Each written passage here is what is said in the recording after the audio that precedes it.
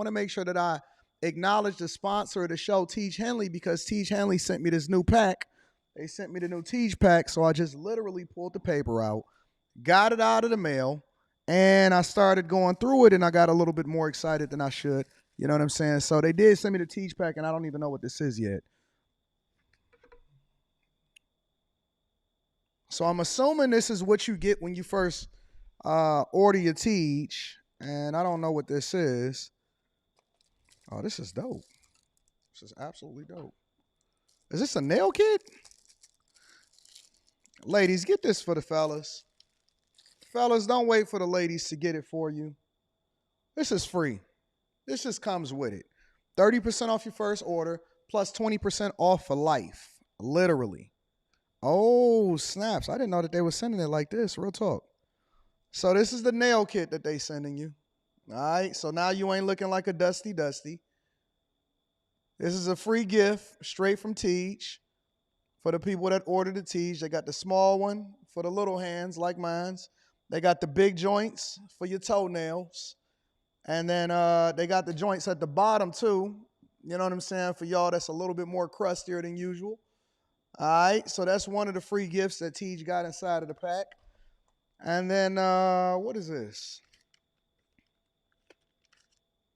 Says squeeze a quarter size amount of Tiege Hanley body wash on the center of the wet bristles. Lather, scrub, rinse, and repeat for the perfectly satisfying wash every time. So that's inside of there also, right? Ooh, I can get my rubber ducky on right here. You know what I'm saying? So shout out to Tiege for sending me that uncomplicated skincare for men. And then what we got in here? We got the actual Tiege pack, right? So this is the normal Tiege pack, but then they gave me the supersized joint for the people. They wanted me to show the people exactly what they got when they ordered that first Tiege pack, when you're getting your 30% off your first order, and then you get your free gifts. You get 2 free gifts, and then the 20% off for life. So the 20% off for life is a new thing. And dang, I ain't even got my keys on me to open this up. Maybe I can use the little nail clipper thing. I ain't got to buy no nail clipper for my new joint downtown.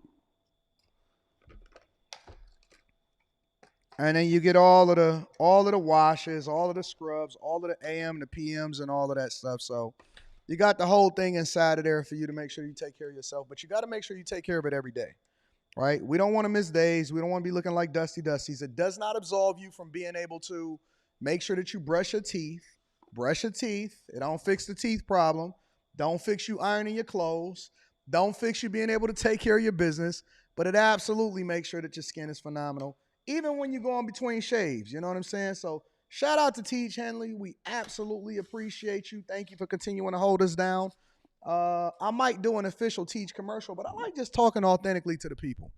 I like giving the people the authentic look of what it is that you're dealing with, and I want you to hear from me personally, because anybody can do that little pitch and they can make some little videos, but very few of us can actually speak to the products of exactly what it is that you're supposed to use. So yeah, Tiege Hanley, 30% off your first order, and then 20% off for life.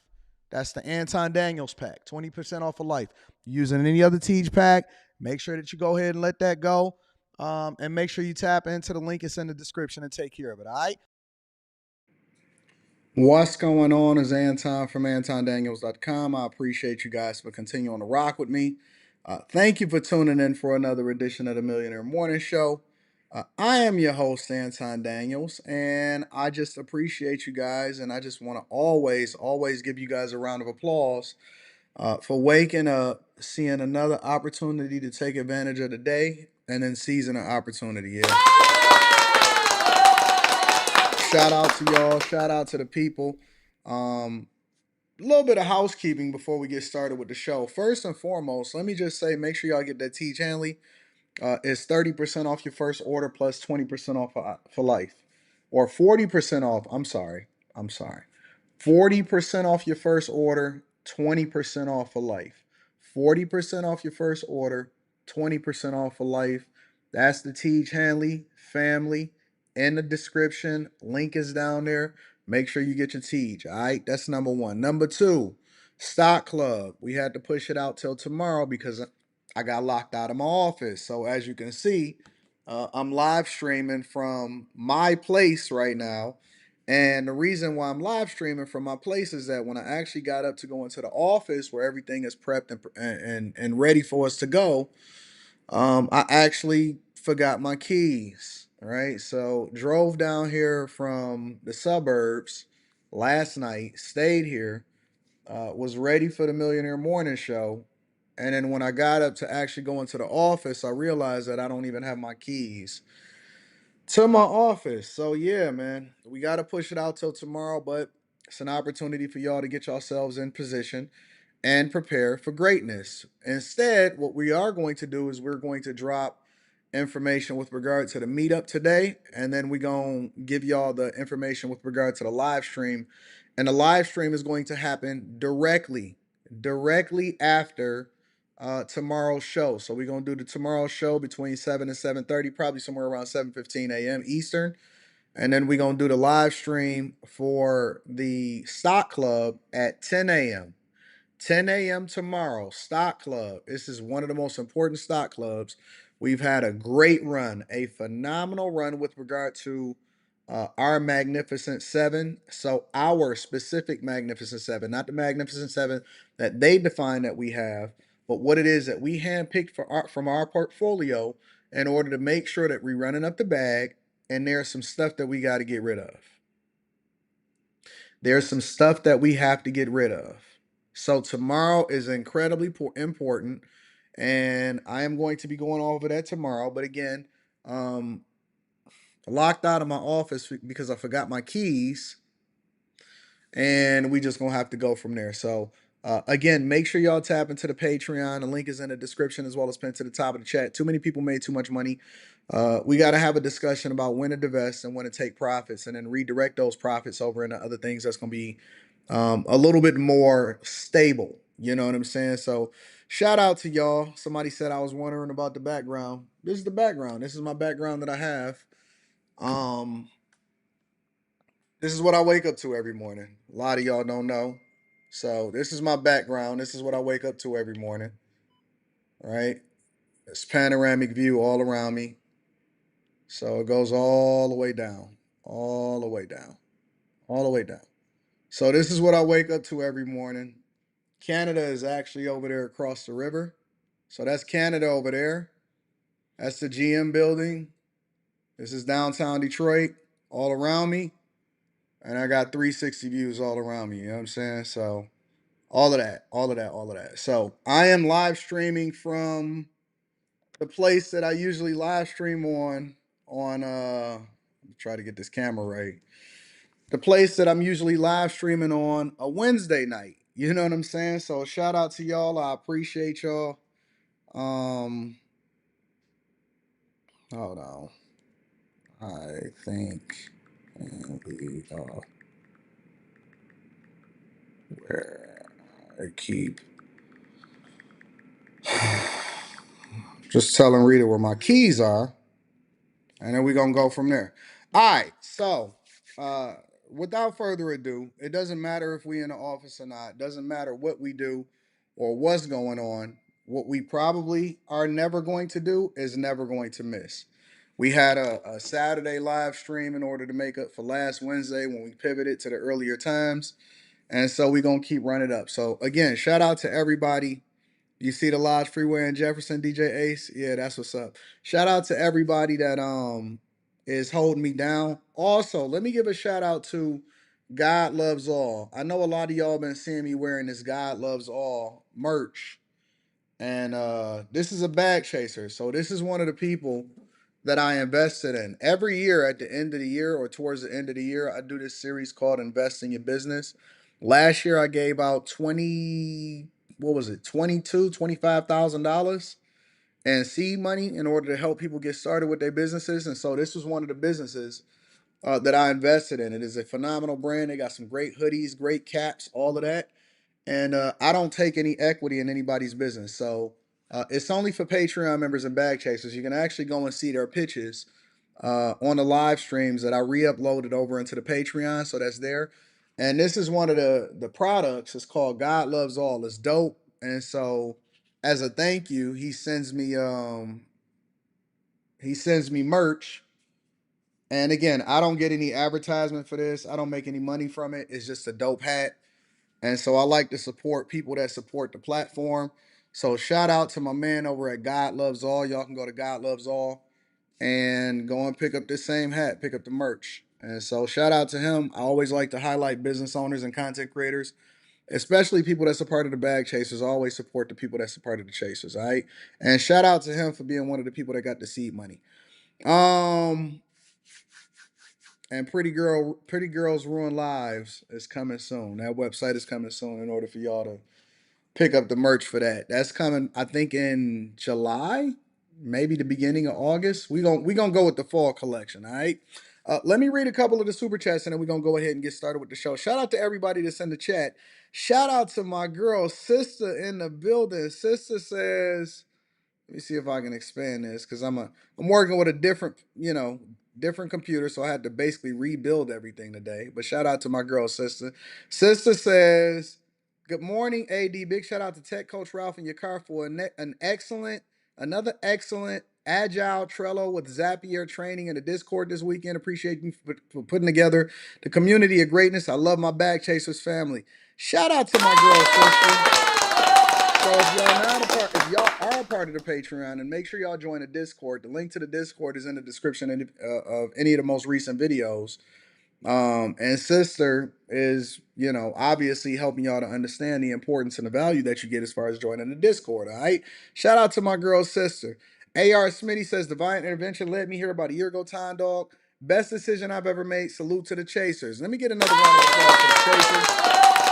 Shout out to you, AR Smitty. Thank you for supporting the platform. V. Scott says, tapping in and showing love. Been absent, but I made engineer at the top mortgage company. Wouldn't have made it without the love and the guidance from you, bro. Shout out to my chasers, man. One thing they can never take from us is the value that we add from the people. They could say everything about whether or not they don't rock with us. They can go and get a posse against us. But know this. Everybody that says that they don't like me watches me every day. Everybody that says that they don't like me, the ones that's doing all of the live streams and stuff like that, and I know, trust me, I know. They see it, they react to it immediately, they hit the dislike button on a regular basis. The main people, they watch all of my live streams. They watch the Millionaire Morning Show. They get all of the guidance. They take my information and they implement it into their lives. Listen, I don't necessarily need the credit all the time. The only thing I want to do is make sure that I leave this earth in a better space had I not been here. So I'm not tripping. Keep watching, keep getting the game, keep getting the information, keep implementing it. It's not just for the chasers. The chasers get the premium information. The chasers learn how to double their income, triple their income, interview like a king, run it up, invest their money, get assets, and then eventually be able to live the lives that they want to. But trust me, the very ones that are bothered, they take my talking points, they take my software, they try to mimic and duplicate what we do over here when it comes to graphics and design and all of that stuff. They watch every single day. Every day. They cannot help it. You know why? Because we are truly doing great things. So shout out to all of the chasers. Shout out to the Patreon members. If you're not a part of the bag chasers, the link is in the description as well as pinned to the top of the chat. Stock Club tomorrow, 10 a.m. Eastern. We getting it in. All right. Let's go ahead and get it popping, y'all. We're going to do a little modified version of what we usually have going on. Quick hits. Quick Hits is a segment of the show that we don't necessarily think that we need to dedicate an entire segment to it, but we definitely want to keep you guys up to date on what's going on in these streets. First and foremost, more than 30 people were injured in Chicago over another bloody weekend. With another violent weekend in Chicago, nearly 36 people were shot, including an 18-year-old girl who was shot and killed in Inglewood this morning. CBS 2's Sharday Gray talked to many of the victims, and now one alderman is pushing a plan to protect them. Chicago public school students were just let out of school a couple of days ago for the summer break, and this weekend, several teens were shot. One girl lost her life. This comes on the heels as one alderman is pushing for an 8 p.m. curfew in the downtown area. At least 33 people have been shot in gun violence this weekend. 5 fatally. An 18-year-old woman was shot and killed in Inglewood overnight. Police say the shooting happened in the 1300 block of West 72nd Street around 3:30 a.m. Neighbors tell us they heard at least 8 gunshots. On Friday night, 2 teens and a 12-year-old boy were wounded. Hey, they don't even run with fervency anymore. Have you noticed that? Like when gunshots go off, look, check this out. When the gunshots go off, they just start casually jogging like this is how you know that it's bad in a city or in a community, is that people don't even react to it anymore. People will hear something and be like, "Oh, that may be just fireworks," or "Oh, that's just normal," or they just start doing a little light jog. It's not even a fight or flight anymore. It's a normalized situation, PTSD, and the children are growing up in these environments that the parents is ultimately making them a part of or creating for them, and then ultimately they are the ones that ruin the community. They not even tripping no more. Look how they running. Check it out. Shots. Look at the On dude Friday night, 2 teens he and ain't a even 12 tripping. Look at the dude in the orange jogging pants. 8 gunshots. On Friday night, 2 teens and a 12-year-old boy were wounded in a pair of shootings in Douglas. It happened near the 31st Street beach. Police say someone in a silver sedan opened fire, hitting the 12-year-old walking with a group of people. A 15-year-old girl was sitting in a car. A 16-year-old boy was shot less than an hour later and about a half a mile away. He was standing in a fast food restaurant parking lot in the 3400 block of South King Drive. This all comes as Alderman Brian Hopkins says he plans to introduce a new curfew for teens for the Central Business District. He's proposing the curfew to begin at 8 p.m. for those under the age of 18. Like they just jogging. This comes They after ain't even residential tripping. complaints about the increase in violence incidents in the Loop, the Magnificent Mile, and Streeterville the last month. In May, a video surfaced of a knife fight on the Mag Mile. A group wielding large knives was seen swinging at each other outside the Chicago Marriott downtown hotel. Days later, a woman was robbed of her belongings at gunpoint near Federal Plaza. Police originally said they planned on enforcing a 10 p.m. curfew, with more businesses also enforcing a policy requiring teens to be escorted by adults to prevent problems. Under the new curfew proposal, teens attending city events such as Lollapalooza or NASCAR and those with jobs in the area would be exempt. Sade Gray, CBS 2 News. So I know that people keep complaining and saying, why you keep reporting on Chicago? Why you keep committing crime in Chicago? If you want me to not report, then all you got to do is solve for the crime problem. If you want me to not report, then all you got to do is stop having children out of wedlock. If you want me to not report, then you need to keep control of your kids and keep them inside of the crib. Only hit dogs holler. There's no reason why first week out of school for Chicago students,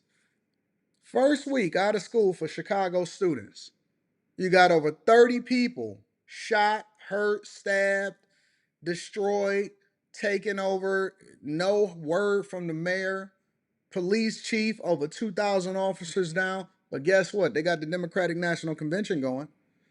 That's coming. The Democratic National Convention is coming to the city. Anyways, in addition to that, a New York police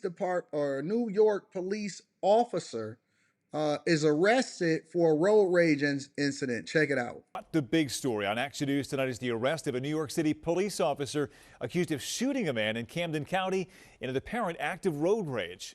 This the scene just moments ago in New York City. Officer Hugh Tran, shackled as he's escorted out of a New York City courtroom. Tran was arrested yesterday while on duty at the NYPD. He's now charged with causing this crash in Voorhees back on May 17th after prosecutors say he fired at another driver on Route 73 using his police-issued gun. Action News' John Paul live in Voorhees tonight. John, as we understand it, Tran is being extradited to New Jersey as we speak right now. Yeah, Brian, right now he is on the way to Camden County. He waived extradition, so he is on the way here. We don't have an exact time for when he'll be here, but we're standing right near the intersection where this whole thing happened 3 weeks ago. Now, we did cover the crash after it happened, but now we know that the victim that was in that vehicle that caused the crash had been shot, and investigators say he was shot by an NYPD officer. Officer Tran, do you have anything you'd like to say? Officer Tran, what led to this? Officer Hugh Tran had nothing to say as he was led out of a New York courthouse today in handcuffs, surrounded by police. Investigators say the 27-year-old officer shot a man in Voorhees Township, New Jersey, in a fit of road rage on May 17th using his service weapon. The shooting caused a major crash. I got 5-car MVA. I've got confirmed entrapment. Medic responding to the scene of the 5-car crash at the intersection of Cooper Road and Route 73 found the 30-year-old victim trapped in his truck and critically injured. Somebody said undertraining cops. No, this don't have nothing to do with undertraining cops. This got everything to do with character issues. And so with great power comes great responsibility. And so training somebody don't have nothing to do with whether or not you got a road rage incident. You get pissed off at somebody, you know you're a police officer, you know you're supposed to be held to a higher standard, but instead what you do is you wind up firing your service pistol at somebody because you pissed off and you ain't thinking. And so you don't necessarily need those type of people on the street because they're not fit for duty. They're not fit to do the job that they signed up for. And so he should be dealt with the same way that any other civilian will be dealt with if they fired off on somebody in a road rage incident. He need to be treated the same way. The job should not protect you from being accountable for your actions. It has nothing to do with training whatsoever. You're right here. We're going to have to take a rapid execution real quick for this one. It's going to be in the yellow F-150. That man remains at Cooper University Hospital tonight. Now, I talked to a victim involved in this crash. She tells me she didn't realize the man had been shot, but was interviewed later by police in ER. Investigators say surveillance video shows a white SUV next to that yellow truck at the intersection before the truck accelerated, causing the crash. The SUV then sped off. Police tracked it to a gas station in Mount Laurel, where they say Tran purchased gas. They say cell phone records indicate he was in the area at the time. Ballistics show the 3 bullets that were fired came from his service weapon. He was arrested at the New York City Police Department yesterday and faces charges of first-degree attempted murder and second-degree aggravated assault. Don't worry about it. He'll do a plea deal. He'll do a few years in prison and keep it moving. But he went along with his way. He went along his way and he didn't even trip. Think about it. Listen, this is so bad because not only was he out there, you know what I'm saying, doing what he doing, but 3 weeks later, he showed up to his job like everything was normal and he was doing his regular everyday job, and they had to arrest him on the job after doing an investigation, finding out that it was shot from his service weapon. They had to pull cell phone records and realize that he was also one of the people that was at the gas station and in the area at that particular time. And then they held him accountable as a result of it. I don't disagree with anything that they're saying right now. He needs to be held accountable for his actions 100%. And then last but not least, a man getting the longest sentence in the U.S. in 448 years for human trafficking. Check it out. Developing now an incredibly lengthy sentence handed down in the last hour and a half in multiple human trafficking cases. The victims of this man, Robert Hawkins, detailing the horror they went through before a judge delivered that sentence that'll take multiple lifetimes to fulfill. Fox 31's Nicole Fierro joins us live at the courthouse with this historic sentence. Nicole. Yeah, 448 years. Robert Hawkins is now facing, and the head prosecutor says that she believes this is the longest human trafficking sentence in U.S. history. The longest one before this, also out of Colorado, that was 401 years. News victims tell us they're happy that they faced their fears, they testified and spoke to be a part of this history. Now, 448 years came out of more than a dozen counts against Hawkins in 3 cases that covered 7 victims, 4 adult women, 2 juvenile girls, and 1 man.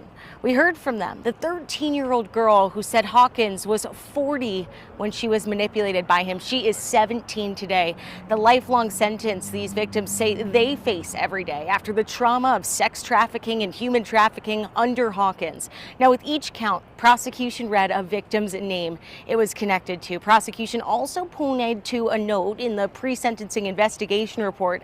It did say between 1997 and 2003, Hawkins was arrested, cited or detained for 57 offenses in 20-plus cases. They were all dismissed. They also said he got probation in 2012 when Wait. They had to basically pull out the Diddy files in order to go and get this guy. They had to pull out Homeland Security to go and capture this guy. Listen, it's not just the fact that he got 448 years. It's not just the fact that he's been pimping out kids since 1997. Probably before that. That's just the first time that he got caught. He felt compelled to continue the behavior because he got released over 50 times and beat 20 cases and was still walking out on the streets. So now he out there hunting for little kids, pimping them out, and basically doing exactly that, human trafficking, and he been doing it since the mid 90s. And now he just now getting out. Listen, not only that, they gave him a plea deal for only doing 40 years. They were still trying to give him an opportunity to be able to get out of prison. Man, lock these people up for the rest of their life, bro. Some of these people just need to go away. Charged with pimping of a child back then because that 16-year-old in that case was too afraid to speak. Now, we didn't hear from Hawkins himself. His attorney said he advised him not to speak because they plan to appeal. His attorney also said the defense attorney said that victims were sanitized and made to be pure victims in this trial, and that the truth is a lot. Look, check this out. Let me show you something. Let me show you what our people are. We are the most unreal group of people in the world. And then listen, this dude been taking advantage of children and pimping since the beginning of time. And then you got somebody inside of the chat that whose name is Love FBA 99. Love FBA 99. And then they say only black men get this type of treatment. Man, what are you smoking on? Are y'all insane? Is there something wrong with us? That y'all always lean on race, even when you being held accountable for pimping children? Are you sane?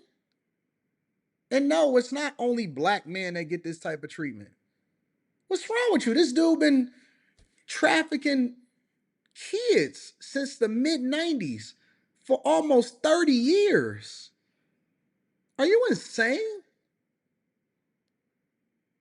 This is how I know. This is how I know that I don't care. I am 100% standing tall. I'm never going to move based off of the court of public opinion. And I'm never going to do things based off of what everybody else thinks. Because I think that a lot of people out here in these streets are insane. I think that a lot of people that watch my show casually are insane. I think that a lot of people that are watching the Anton Daniels channel and they criticize sometimes are insane. Man, listen, I ain't crazy. I ain't crazy. Y'all keep running with this diversity, equity, and inclusion mindset. Meanwhile, it's a whole bunch of kids out here getting pimped, and you leaning on the black trope. Jesus Christ. Lot more grayer. Now let's hear from one of the victims herself and a juror in this case that went 15 days long. The juror is going to speak first. The weight of it, knowing that so many people had experienced such trauma and over such long periods of time, it was really just difficult to hear those testimonies and those stories. It feels great. I just want other women, children, men, kids. It's not just women, and it's not just men that sex traffic people. It's also women. And I just want whoever is a victim to come forward, and it's okay. It's okay to come forward and get justice that they deserve. That victim tells us the first time in years tonight she believes she is going to sleep well tonight, that it was scary seeing him in court again. Now also, this ended right around 4 o'clock, immediately after we spoke to the juror, the victim. Then we went right into a press conference with the DA, the FBI, Denver police. They say that they hope this historical sentence sends a message that human trafficking will not be tolerated in this community and will be aggressively prosecuted. We'll hear a lot more. The only thing that I gotta say in addition to this, and I think that he deserved every year that he get, the only thing that I'm gonna say in addition to this is now I want them to go and chase down the people that's really out here human trafficking on a national/international scale. Yeah, I believe that there's a lot of big players involved. I believe that it goes all the way up to the top. I don't think that this migrant crisis is only as a result of people bringing people in here to fill jobs or, wealth building inside of America. I believe that it's a whole crime syndicate, and this is just my personal opinion. I believe that there's a whole crime syndicate that's happening out here, and the major players are not the ones that see y'all just small time. I believe this dude is a monster, and he absolutely deserves to get the sentence that he got. But I also believe that there's bigger, much bigger players. I think that human trafficking is much bigger than drugs. It's much bigger than drugs. It's bigger than all of the stuff that we get distracted by on a regular basis. And there's some major players, and there could be nothing more profitable and easily moved, especially under the guise of a migrant crisis, than to move people back and forth across. When you be seeing these people and they be crossing the border and it be all men sometimes, and you be thinking to yourself, well, where's all of the girls? You think they just mysteriously decided to take another way, a different way than all of the men? Bush. Anyways, let me not get into it. Ladies and gentlemen, that is your quick hits. So let me read a super chat really quickly, and then let me also acknowledge a Cash App. Shout out to AR Smitty, says Chirac is back. I appreciate you, AR Smitty. Thank you, my friend. Holding me down. I appreciate you for always locking down. And also, let me give a shout out to my guy, Mike That Dude, over here on Cash App. Shout out to Mike That Dude. I appreciate you also. All right, y'all, let's go ahead and get into the show. Without further ado, first and foremost, I had seen this on Twitter and I had also seen this on Instagram, right? And the thing that I had seen on Twitter and Instagram is Los Angeles. We're going to spend some time on California and Los Angeles for a minute, y'all. Los Angeles solution to homelessness right by Skid Row, is to produce luxury apartments. Bro, you cannot make this up.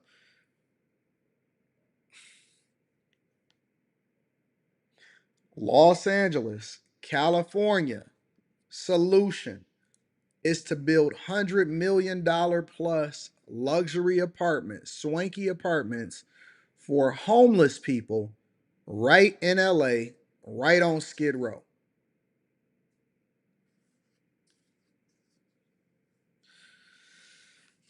I couldn't believe it. I honestly couldn't believe what I was hearing. Is nobody in our legislative branches that could be this stupid. This got to be money laundering. This got to be something different. But check it out. Liberal LA has a new solution for the homeless crisis: luxury living.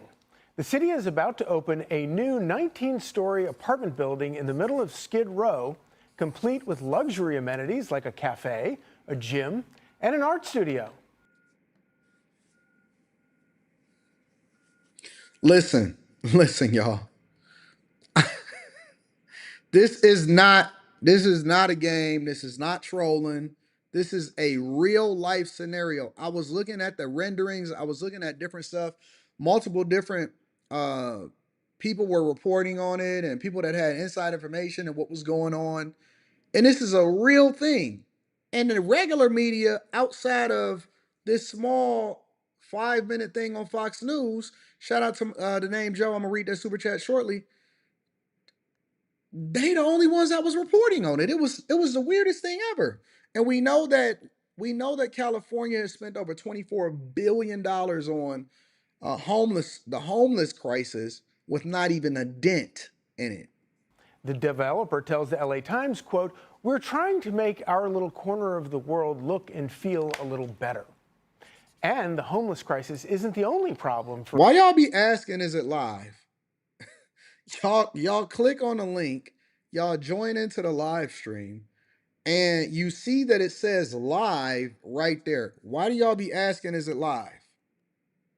What's up, Leslie Aaron? What's up, baby? For California Governor Gavin Newsom, business owners are calling him out for raising the minimum wage to $20 an hour. They took out a full-page ad in USA Today to show the country the real cost of the minimum wage hike. The business owners claim nearly 10,000 jobs have been cut since Newsom signed the bill into law, including 1,200 Pizza Hut delivery drivers who had to be laid off. So, Cheryl, you are far smarter about business than I will ever be. When you talk about things like jacking up the minimum wage and giving free luxury housing to homeless people, who does that hurt the most? That would hurt the economy and also the taxpayers. Besides something about California right now, they lead the nation when it comes to one-way moves out of the state. Their tax base is shrinking. Newsom is sitting on a $45 billion budget deficit. He now wants to cut money from the prison system. He wants to cut money from law enforcement and the courts. But, let's build a tower in prime LA property. Okay, that's $600,000 is the unit cost for each of these apartments. Look, man, look. I don't have the solution for completely eradicating homelessness. I don't. Guilty. I think that it will be a concerted effort and it needs to be multi-level in order for you to solve for homelessness. The first thing that you got to do is you got to close off the borders to people that's coming over here and getting free opportunities to just do whatever it is that they want to do. And you need to vet people effectively who's coming over here to make them legal migrants, not illegal immigration. That's the first thing. The second thing you have to do is you have to make the environment business friendly to make it easier for people to be able to get jobs. The third thing that you got to do is you got to get tough on crime. Fourth thing you got to do is you got to cut off the suppliers and make sure that you're not continuing to have the cartels running drugs through LAX, right? Fifth thing that you got to do is you got to make it easier for people to be able to get housing. Sixth thing, it can't be permanent. It has to be temporary, meaning people shouldn't be able to be on social services for the rest of their life. You got to incentivize them to continue to do the thing that's in their best interest. It's so many different things and different things that you got to work on. So just saying, hey, man, we about to build some luxury apartments. But to think not only are you building housing for homeless, because this is an unsustainable business practice, and more importantly, you're going to have taxpayers that's on the hook for this for the rest of our lives. 600 bands per unit. $600,000 per unit is the cost to be able to develop this. This is not ongoing upkeep, maintenance, facility, none of this stuff. And so when I say social services, this is where the waste and the spending is going as far as your tax dollars. They're building luxury homeless apartments. 600 grand for each unit of this tower. You can't tell me that makes fiscal sense, because it does not. And they are desperate to try to. It's going to be more taxes on those that actually own homes. It's going to be worse for the taxpayers. And of course, if you're a young person trying to get into the housing market, I would think that would just make it all the climb all the steeper for them to get into the housing market. Joey, look at some of the things that they're going to talk about. Defunding the police. Democrats love to say, "Oh, we're not really in favor of defunding the police." Yes, they are. They want to cut $97 million from trial courts operations, $80 million from the Department of Corrections, $10 million from DOJ's Division of Law. California is not a real place. It's not. Los Angeles, California. Look, check it out. California is operating at a deficit, meaning that they have less money coming in than they have going out. The costs are ballooning. Social services is going up. They throwing more money to in the trash, and less money are coming in. They trying to tax people even more to death, and then they making it unsustainable for business owners to be able to thrive inside of the city. What do you think is going to happen to the state?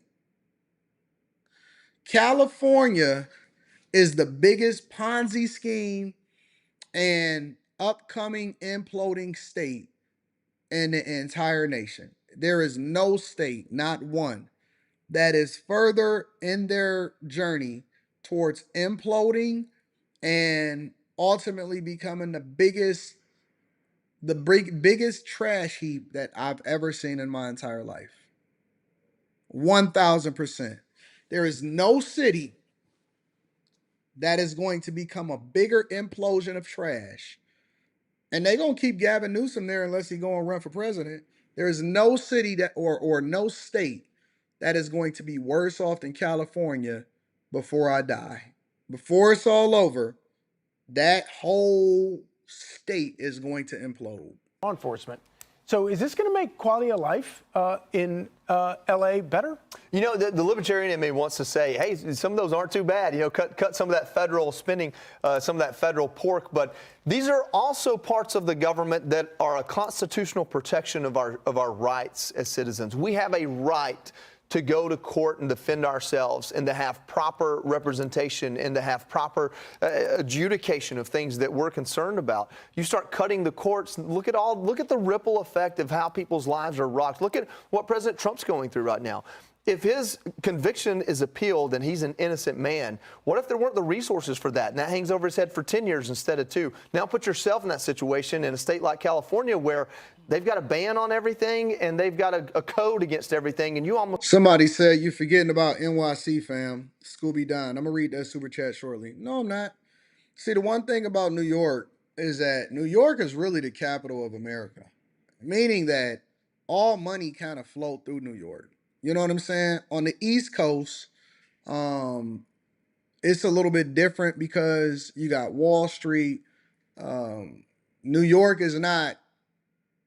New York is a much smaller footprint with way more people, and New York has better public transportation. And so New York is always going to be in a much better position than California. The only reason people move to California is because of the weather. People go to the West Coast and they largely stay because of the weather.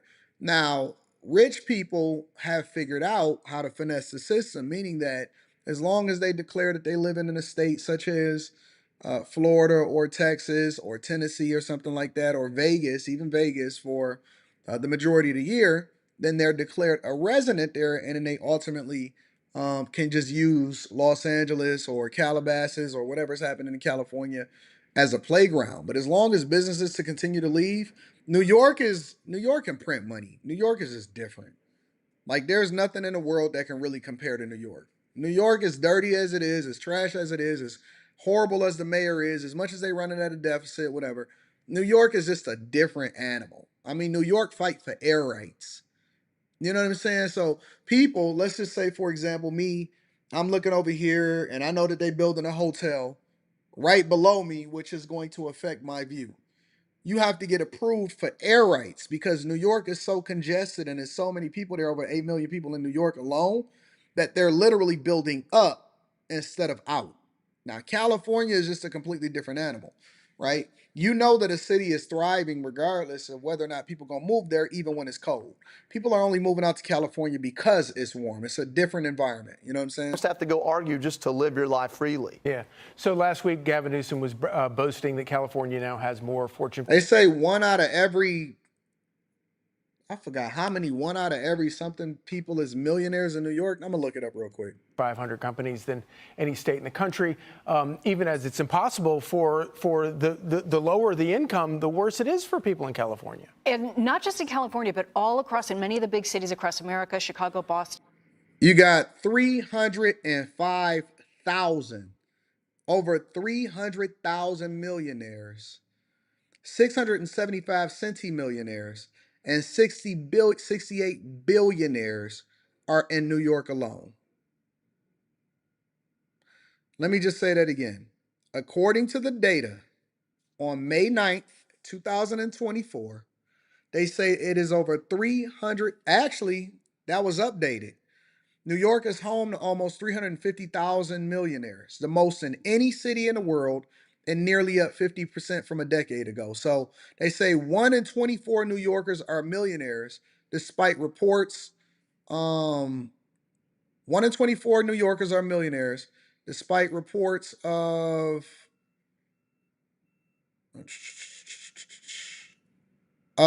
there being a huge wealth gap. Of the 8.3 million people there, 1 out of every 24 people in New York are millionaires. And a lot of the millionaires And a centimillionaire is 744 centimillionaires. Those are people with over $100 million in wealth. And a lot of the people that are millionaires in New York, they say New York holds over $3 trillion of wealth. A lot of the people that are millionaires in New York, they regular people. So being a millionaire in New York is much different than being a millionaire somewhere else. So no, New York is different. I mean, New York is trash in a lot of ways too, but New York definitely ain't it ain't California. California is in a whole new world by itself. And there's a housing affordability issue. So it's not just the people at the very bottom, the homeless that need a place to live. Yes, it is true, Brian. 1 out of every 24 people in New York are millionaires. That is a fact. Y'all, listen, man. Y'all got to get outside. I know y'all living in these areas where you think that everybody is broke and everybody is poor. They not. It's a lot of people getting money. And so when we having these conversations and we mining it out and we trying to help y'all how to get to this bag, y'all need to understand. When we trying to help y'all to get to this bag and y'all saying everybody can't be rich, man, let me tell you something, bro. It's a lot of people out here getting money. And you can be one of them. Now, if you want to sit there and be broke all your life and you want to sit here and complain about what the state of things are instead of figuring out how you can get a slice of the pie, then that's on you. But we don't move in duress over here. We running it up. Make sure y'all tap into the Patreon. Link is in the description as well as pinned to the top of the chat. It's well above that. You talked about young couples. It's also anyone living close to the poverty line. They cannot afford a home, and this is an issue for cities. Cities have been trying to work and address this. This crisis with the migrants coming in, this is also affecting cities, affecting city budgets. And this is not. Well, this is among the many creative things that cities and states are doing to house migrants. But in Boston, in Massachusetts, the Bay State Correctional Center, that's an old prison, is expected to be opened later this month to migrants to house hundreds of people. So the creativity is going in all directions, and many of the states are suffering. And I think, you know what's so funny? Well, we know that LA is trash. All right. So LA is building a house for homeless people, or they building an environment for homeless people to be able to have luxury living, and regular people are suffering. Most of the people that move to LA or move out there, they moving out there for the weather, or they moving out there to become a part of Hollywood. They don't even need to do that anymore. But $1 million, listen, $1 million for a lot of places is the new $100,000.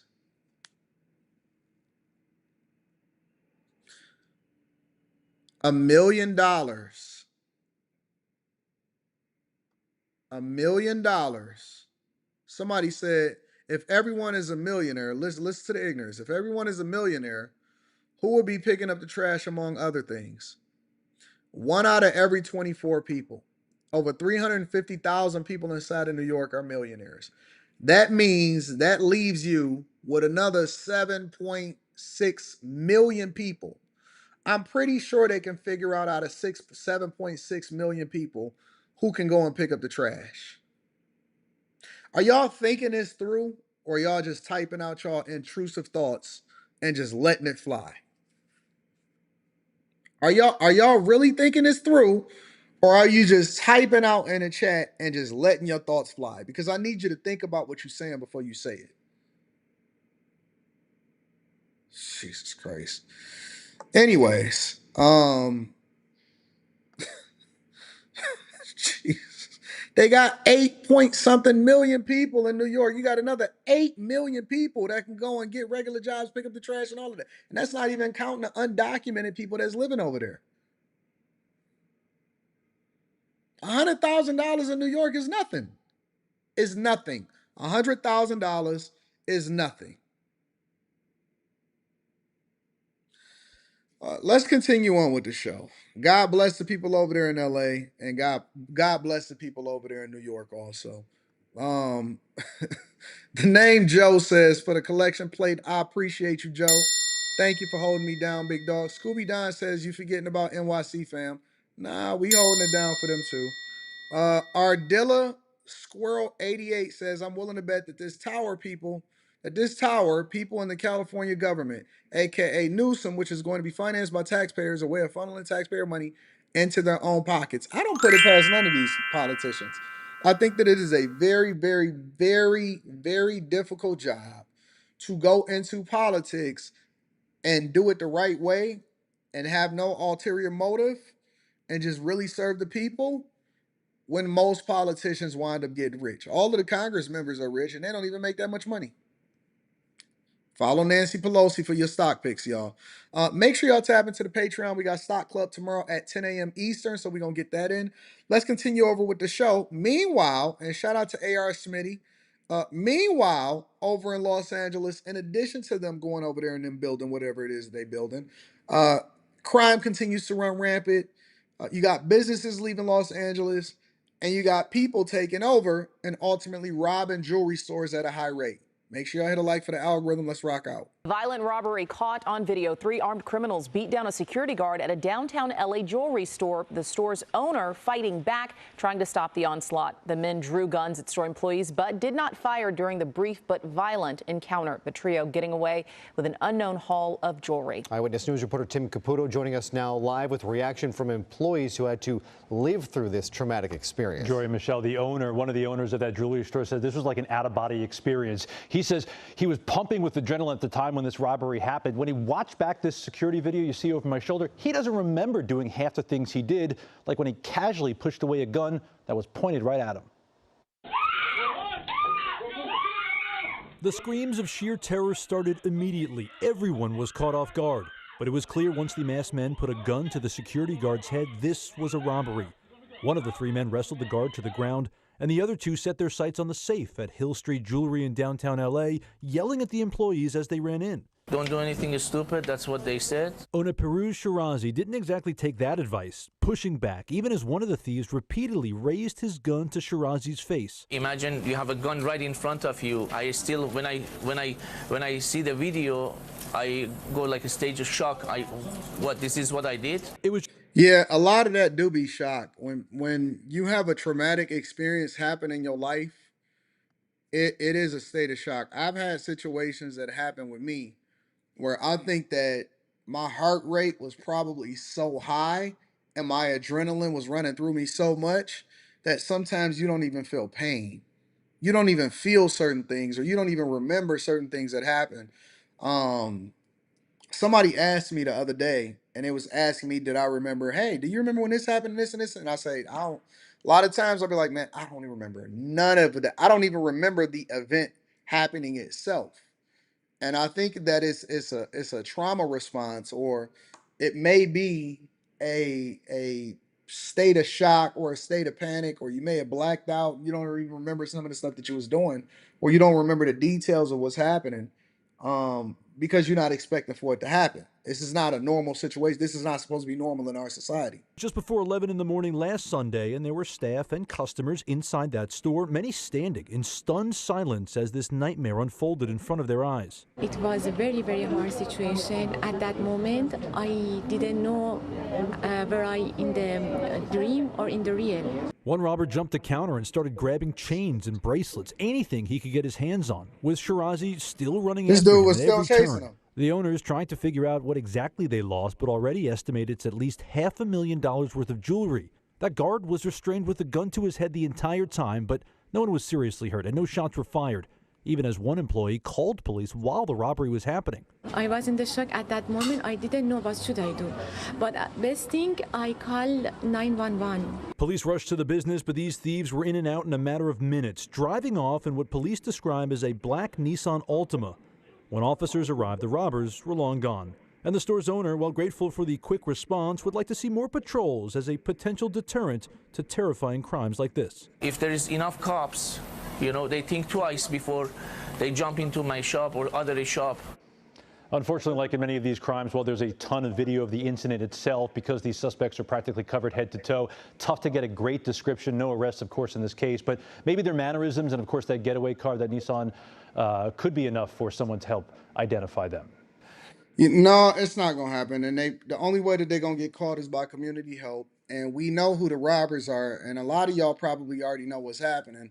But what you're not going to do is you're not going to say anything because you don't really actually care about the community. But then you can complain that somebody can't come and fix y'all community. It's messed up. I know jewelry stores now. I've went into a jewelry store where they don't even allow for you to just come in. You got to come in. You got to show your face on the camera. Um, you know what I'm saying? And then they gotta buzz you in or whatever. It's banks. It's been banks for a long time that come in and force you to screen. You got to come in, stop, and then they get the green light, and then you go through the door. Now, brick and mortar places are largely going to be basically like a lockdown situation where everybody has ruined everything that's happening inside of the opportunity for you to be able to shop freely. You remember when people used to say, "Oh man, I don't like going into businesses." I seen a review on the business that I went and picked up some food from in Detroit in the hood yesterday, and I seen a review on it when I looked to research the phone number and call them in order to be able to call in my order ahead of time. And one of the reviews was they gave them 1 star because they said they didn't like the plexiglass and the protective glass. They want a more environment that allows for them to feel more free and all of this stuff. They ruined that. Most businesses don't want to spend money on plexiglass or for their workers to be behind a plexiglass in order for them to be protected. They doing it because it's a reason for it, because they don't want their workers to lose their lives. And the lives of the worker is more important than you feeling some type of way or you feeling more safer because it's less plexiglass. Nah, man, that's not happening. Meanwhile, businesses and celebrity chefs are now running away from Los Angeles and California, and it's got to be throwing Gavin Newsom for a loop. You see that graphic? California screaming.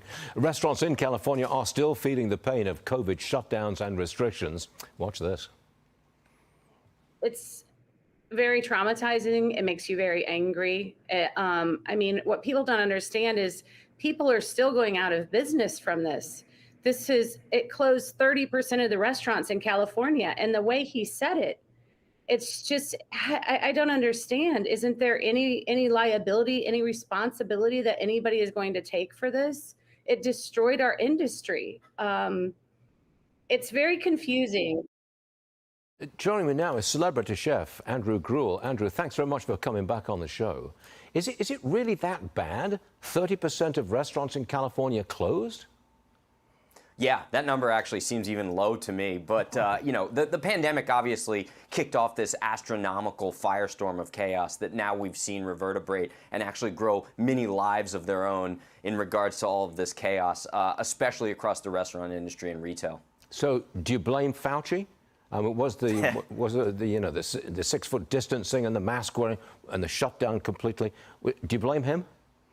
Yeah, I mean, I don't personally hold the animosity towards him as the only architect of this chaos, but I would certainly say that if he was, the man behind all of the science, and the science was constantly what's held in front of our faces to justify everything that we've had to go through, and he sits there and there's absolutely no reckoning when we watch him on the stand, a couple days ago. No reckoning at all. He's double downing on all of his decisions, and there's not going to be any culpability. Then, yeah, I mean, to some degree, I blame him, but that massive establishment and this diffusion of responsibility, it's kind of everybody pointing the fingers at everybody else and saying, no, they did it, but we did the right thing. And here are businesses, restaurants, and retail in general, and all of these small business owners that haven't recovered, as Angela mentioned in that previous clip, but it's only getting worse, right? It's constantly getting worse and worse every single day. The Mexican restaurant chain, Rubio's Coastal Grill, they abruptly shut 48 of their locations in California, and they blame the rising cost of doing business in the state. I presume that... I'm sorry, I was muted. I'm just saying that it's just so difficult to understand the logic behind why they closed 48 locations inside of California. 48 locations inside of California. That should be a sign. That should be a sign that everything is absolutely messed up, and you cannot have a conducive environment for businesses. If you're ever going to thrive inside of an environment, if you ever going to thrive inside of an environment, you have to understand that both the people and the businesses have to benefit. It can't just be one way. You can't siphon out all of the money from the businesses, You can't siphon out all of the money from the businesses and then think that you're going to thrive financially when it comes to the people. The businesses don't exist for the people. The businesses exist for the people, exist for themselves, and then ultimately the people benefit as a result of partnering with the businesses. But you can't drive all of the businesses out of business and then think that the state is still going to thrive. You basically killed your own tax base. $20 minimum wage in California, that's cutting way into your profitability, right? Yeah, well, I mean, you know, like you're baking a cake, there's many ingredients in the cake, and that's certainly one of the key ingredients is the cost of labor, but generally the cost of doing business, which to some degree is a cliche. So if we want to isolate it, it's really CRT. And in this case, I mean crime, regulations, and taxes. You know, allowing all of these crimes has really ripped apart the social fabric that we know of as the foundation of businesses, and then businesses have had to suffer because of all the crime in their surrounding communities. Business goes down, the regulations have piled up. It's almost as if the bureaucrats, many of whom were working remotely, sat at home just trying to make up, you know, insignificant regulations that restaurants and retail would ultimately have to follow. And then taxes. I mean, you know, you can't tax your way out of this, but for some reason the governments continue to think that they can. And the businesses and the restaurants are the ones that are ultimately paying through that black hole in which there's never an end. Shout out to California. I think that if you can, get the hell out of California, but just don't bring your voting with you. If you can, get the heck out of California and don't bring your voting policies with you. Let me give a shout out to my dog AR Smitty. I appreciate you, Smitty. Thank you for holding me down. Says, don't get brought to the front of the congregation on the Millionaire Morning Show. Shout out to my dog AR Smitty. I appreciate you, bro. Let's see what we got. Florida. I want to go to Florida and I want to go to Houston. All right. And it's a reason why I want to talk about Florida and Houston. Coming up next, we got Airbnb squatters, what to do if you underpaid. And then we got a reaction video of a man saying that inflation is killing people and they can't even afford to pay their rent anymore. But right now in South Florida, and I warned you guys, I've been warning you for at least 2.5 years about moving to Florida and you can't afford to be there. Over in Florida, they saying inflation is basically pushing people that are natives and people that move there outside of the city. Well, here is something that probably will not surprise you. South Florida has the highest rate of inflation when compared to more than a dozen of the nation's largest metro areas. Yeah, not surprising, but still very painful. The Consumer Price Index released late last week. It showed housing costs are up more than 7% over this time last year. So it begs the question, should you be looking to buy or sell your home now? CBS News Miami's Joan Murray is live in Fort Lauderdale. She looks at what inflation is doing to our real estate market. And Joan, not a pretty picture right now, right? No, it isn't. And we are in Coral Ridge. You may be familiar with it. It's one of the most popular areas of Fort Lauderdale with houses like this. It has good schools. It's near the ocean and a lot of shopping. But with the high inflation rate and also high interest rates, it's very tough to find an affordable home. So turning this for sale sign into a sold sign is very tough on the seller and the buyer. Tommy Bartolomeo bought his Coconut Creek condo in 2005. Then the market took a dive. I was down 80% like that, stuck with it. So now 19 years later, I'm finally back in the black. So do I want to go through that route again? No. So I'm definitely not going to chase the market. Instead, he's chasing what some call the impossible dream, finding an affordable home he and his girlfriend can share. To see the market, the housing prices double in a few years, I mean, it's crazy. I couldn't say that I expected anything like that. Bartolomeo is an aircraft mechanic, his girlfriend a speech therapist. They're looking for a home in Northeast Fort Lauderdale with a price tag in the $600,000 range. At 7% interest, it's still going to be a steep payment, and you know. Did he say that they're looking for a house in a six? Okay, so this is an episode of House Hunters. I get it. We're on an episode of House Hunters. So let's break it down. All right. Let's break it down. For the people in the back, just to make sure that we all on the same page. I want to make sure that we all get into it. All right. let's go into our mortgage calculator right now. All right. So we don't want to go off the. All right. Let's go by the purchase budget, or we can go by the monthly payment. Let's go by the monthly payment. Let's include taxes and fees. So they're looking for a $600,000 house. All right. I'm assuming that they got a 20% down payment, which is $120,000. $120,000 down payment. That's crazy. That is absolutely insane if you ask me, okay? So $120,000 down payment. All right. 30-year mortgage, which is another insane to think that you're going to be doing it for 360 payments. I'm going to show you what his payment is going to be for the rest of his life. Because he's not no young lad. Was that Florida? All right, cool. Let's assume he got a high credit score. 7,500. I think that this is low for property taxes and insurance. I know that this is low because most insurers are pulling out of Florida. PMI, that's only if you have less than 20% down.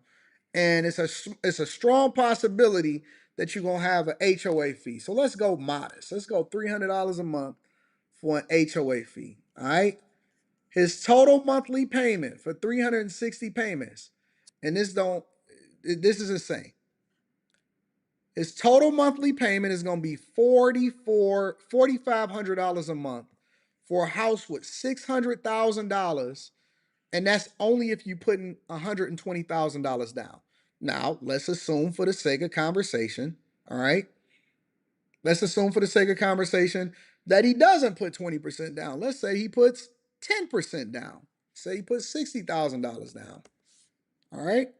If you put $60,000 down, your payment balloons to $5,100 a month, right? And your PMI is going to be $248 a month. That's in addition to that. We assuming that your insurance is only going to be $2,100 a year. I call bullshit. Because we know Florida's going to have one of the highest insurance rates. And then property taxes at a 7% interest rate on a 30-year mortgage. So if he's 45, he going to pay it until he's 75 years old. And that's how much he's going to be paying a month. $5,100 a month. If you put 10% down, $4,500 a month. If you put 20% down and avoid the PMI. This is unreal. This is unreasonable. And he's an aircraft mechanic and she's a speech therapist. Man, get the heck out of here, bro. Hecky no. Hecky. And you know what they're going to wind up paying for this house by the time that they get done paying for it? $2 million. By the time that this house is paid for, they're going to be spent over $2 million buying this house. And then they're going to say, but it went up in value. BS. And I think that Florida is in a bubble. I also think that Florida is in a bubble. I don't want to be house poor. So welcome, Joan, to this beautiful. Broward realtor Thomas Kane said with interest rates steady at 7% and inflation at about 3.5%, a lot of buyers like Tommy Bartolomeo are sitting on the sidelines. I think if there was any bit of a surety in the market regarding interest rates, we'd see more people come back in as buyers because they could plan accordingly and feel more confident with one of the most important purchases of their life. This home came to the market at the end of January. Kane said properties like hold on, bro. Who can afford to pay? And think about it, y'all. That's not including utilities. That's not including maintenance. That's not including cutting the grass. That's not including water. That's not including none of that stuff, right? Who can afford, normal people, everyday people? Because you still got car note, you still got groceries, you still got everything. You still got to replace the roof. You still got to deal with alligators, all of that. Who in the world, as a speech therapist and an aircraft mechanic, and pray to God that you don't ever get laid off, who can carry that if they was to get laid off for the next year? Because essentially what you paying is you paying over $60,000 a year just to be able to live in Fort Lauderdale. Get out of here, man. This $1.9 million Pompano Beach home with direct ocean access are not selling as quickly. A lot of buyers think it's Florida's in the 2008, bubble. and it's not, because prices are not dropping. The other side of that coin is a lot of sellers think it's still 2021, and it's not. And the once reliable condo market isn't the same either. Kane said condo buyers are pumping the brakes on that too because of rising insurance costs and unexpected assessments. The new picture is the educated buyer and the conscientious buyer and the cautious buyer. So where do high interest rates and inflation leave a buyer? Inflation is out of our power, so it's imperative. Look at these numbers, look at your current payment. At the current rates. Lock in your rate. Michelle Smith is a senior loan officer who's been writing mortgages in South Florida for 30 years. Hopefully, inflation's going to come down. It will come down. It's a matter of when. So when it comes down, there'll be an opportunity most likely to refinance. This is called hope. This is the same thing that Obama ran on and won. Listen, if you waiting on hope, if you're banking on hope in order for you to be able to survive, you are in trouble. I'm telling you, listen, I've been telling y'all for years. I knew that it was going to be a flood of homes that's not selling over in Florida. It's the same thing that happened in 2008. In Florida, there is a housing crisis. Insurers are pulling out of the market in Florida and California. No other places in the country. Insured, listen, they're not dumb. Banks are requiring for you to qualify and you really have your stuff together in order to be able to get a home in Florida or in California. A lot of homeowners are trying to get out at the top of the market. Now, I can't say that this is something that would then be expanded across the entire United States of America, but what I am telling you is that Florida, it's a lot of people that ran down to Florida and went and bought homes. It's a lot of people that ran down there because they said that, oh man, the weather is better. Florida is a bubble. That is my own personal professional opinion. Florida is a bubble. Why is it a bubble? Because everybody is trying to get out at the top of the market and it is now filling up with a glut of homes and nobody can afford to actually live there as a real estate investor, all right? And I got this coming up in a recent video that I recorded that I'm dropping inside of the Patreon. As a real estate investor, one of my rules, I don't go and invest in $1 million homes. Every single home that I buy it's within a certain range. Why? Because you tackle the majority of the buyers. The higher up you go into the market, a lot of people think that that's a smooth move. Look, for all of these athletes and people like y'all that be watching my show and rocking with me and you be sending me DMs and stuff like that and saying, Anton, I rock with you or whatever. Let me tell y'all something.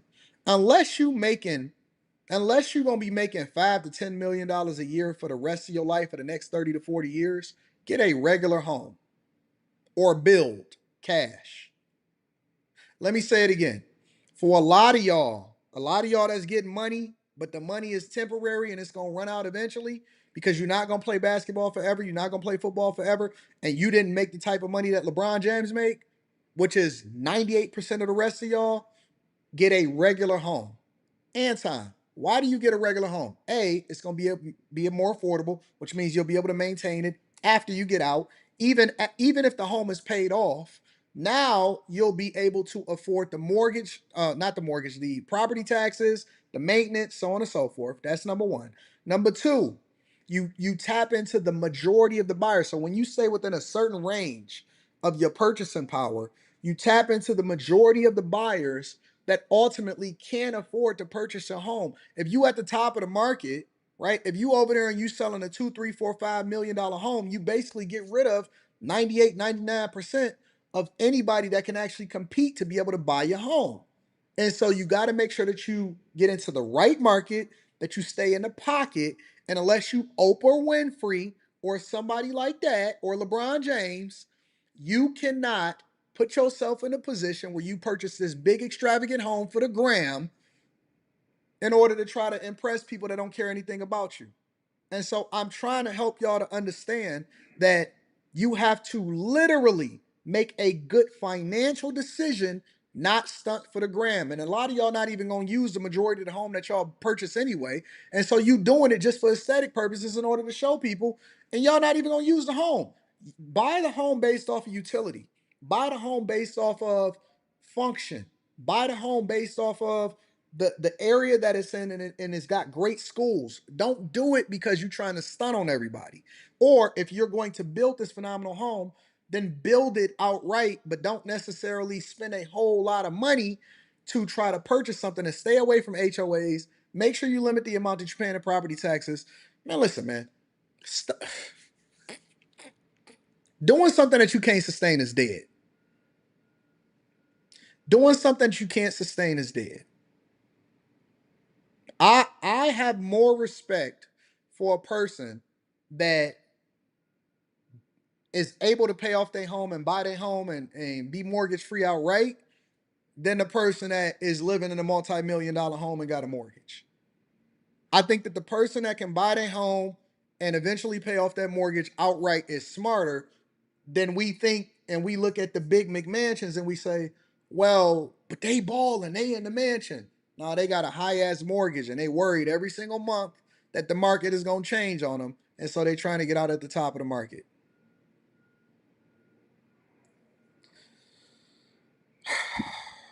Meanwhile, over in Houston, this is Houston.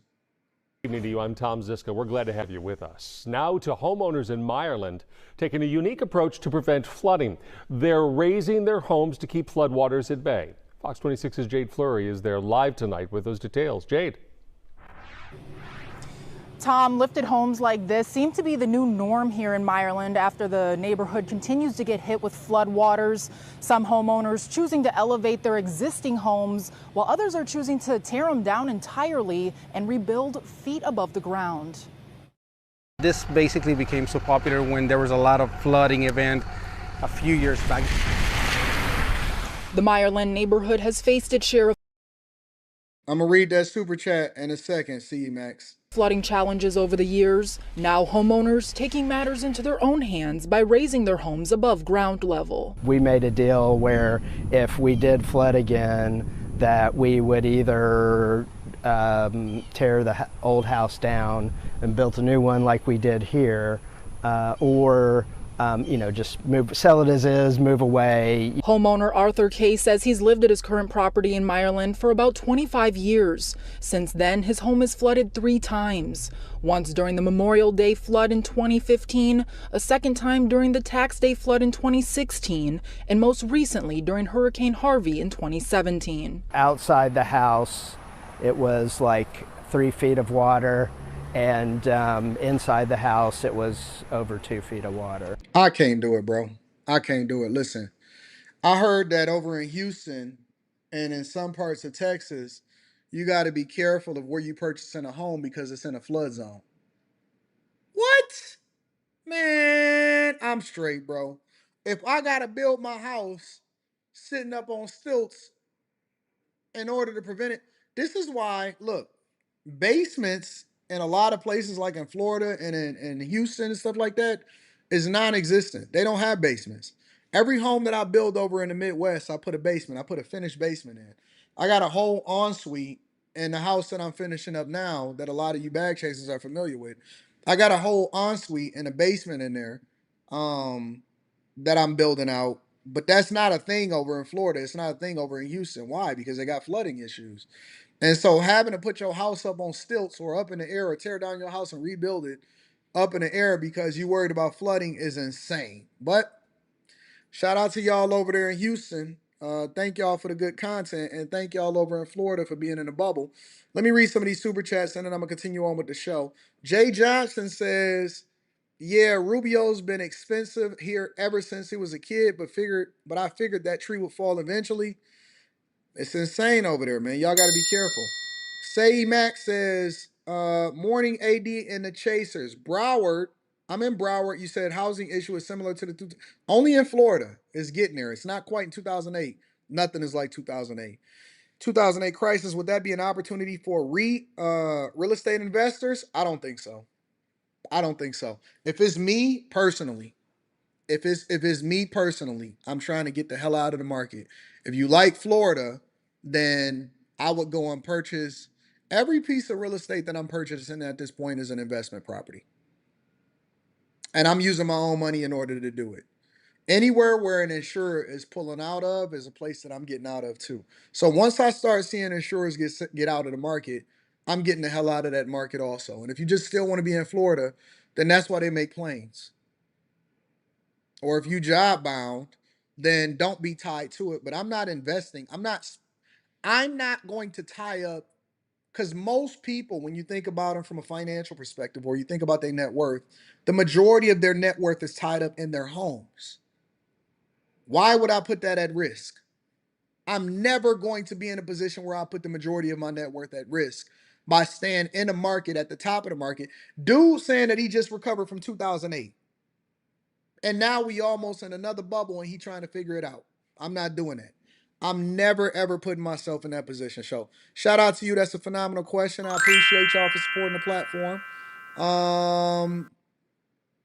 I wouldn't. I'm not investing where insurers are pulling out. That's my time to leave. That's my sign. Y'all gotta know when to take your profits and run. And you usually want to take your profits and run before everybody else get to the market. So when I seen things hit a certain level, if I'm not looking to hold on to the investment or the property forever, and we're gonna go over that in Stock Club tomorrow, 10 a.m. Eastern, 10 a.m. to Eastern tomorrow, Stock Club, then I'm taking my profits and I'm running. All right. Let me see. What else we got going on? Airbnb. All right. So just shouldn't spend any more than 10 minutes on this. Squatters, and this is another reason that I don't invest in Airbnb, and I'm gonna tell y'all another reason that I don't. Squatters is refusing to leave after renting it out on Airbnb. Take a look. You know, the owner of the rental says she's never had this happen in her years of renting through Airbnb. And her biggest frustration now being, besides not being able to get the people out, the lack of support to get those renters out. The sign on the door says it all: no trespassing. If you try and enter, we will press charges for violation of expectation of privacy. This sign is on the front door of Fazana Rahman's Airbnb dorm rental. She owns it, but says she can't get access to it. Now they're refusing to leave until there's an eviction order. I think they're just trying to gain time to stay there for free. Because they haven't paid? No. This all started when her most... Hold on, let me view this real quick. Did I miss something?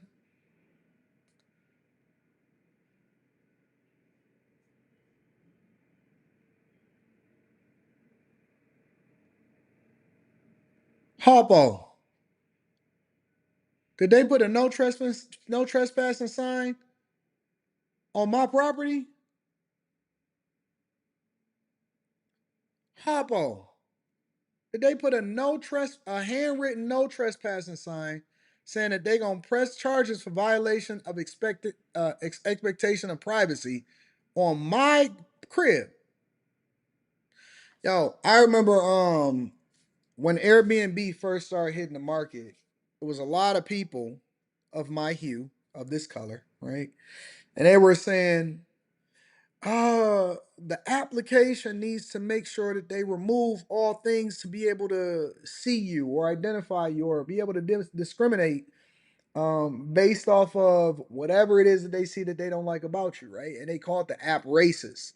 I don't know if anybody remember this. This is very, very early once Airbnb started blowing up and becoming popular, right? And people was basically saying that Airbnb owners were discriminating based off of things that they didn't like about people. I believe in discrimination from a business perspective. Oh, absolutely. 100%. I believe in discrimination from a business perspective because, and it ain't even just a black thing. It's a all people thing. If I meet you and it's something that I don't like about you, because we all got to use our context clues to figure out whether or not, discernment is real, and you got to be able to use your context clues to figure out whether or not you're getting finessed. Most people get finessed because they desperate for money. And so you willing to take the deal that somebody offers you and you overlook a lot of the red flags. That's how women and men get finessed inside of relationships. You looking at the aesthetics, you're looking at the outside, and you're not looking at all of the red flags, or you tend to ignore the red flags because you think that it's an opportunity to make money. I believe in discrimination from business purposes.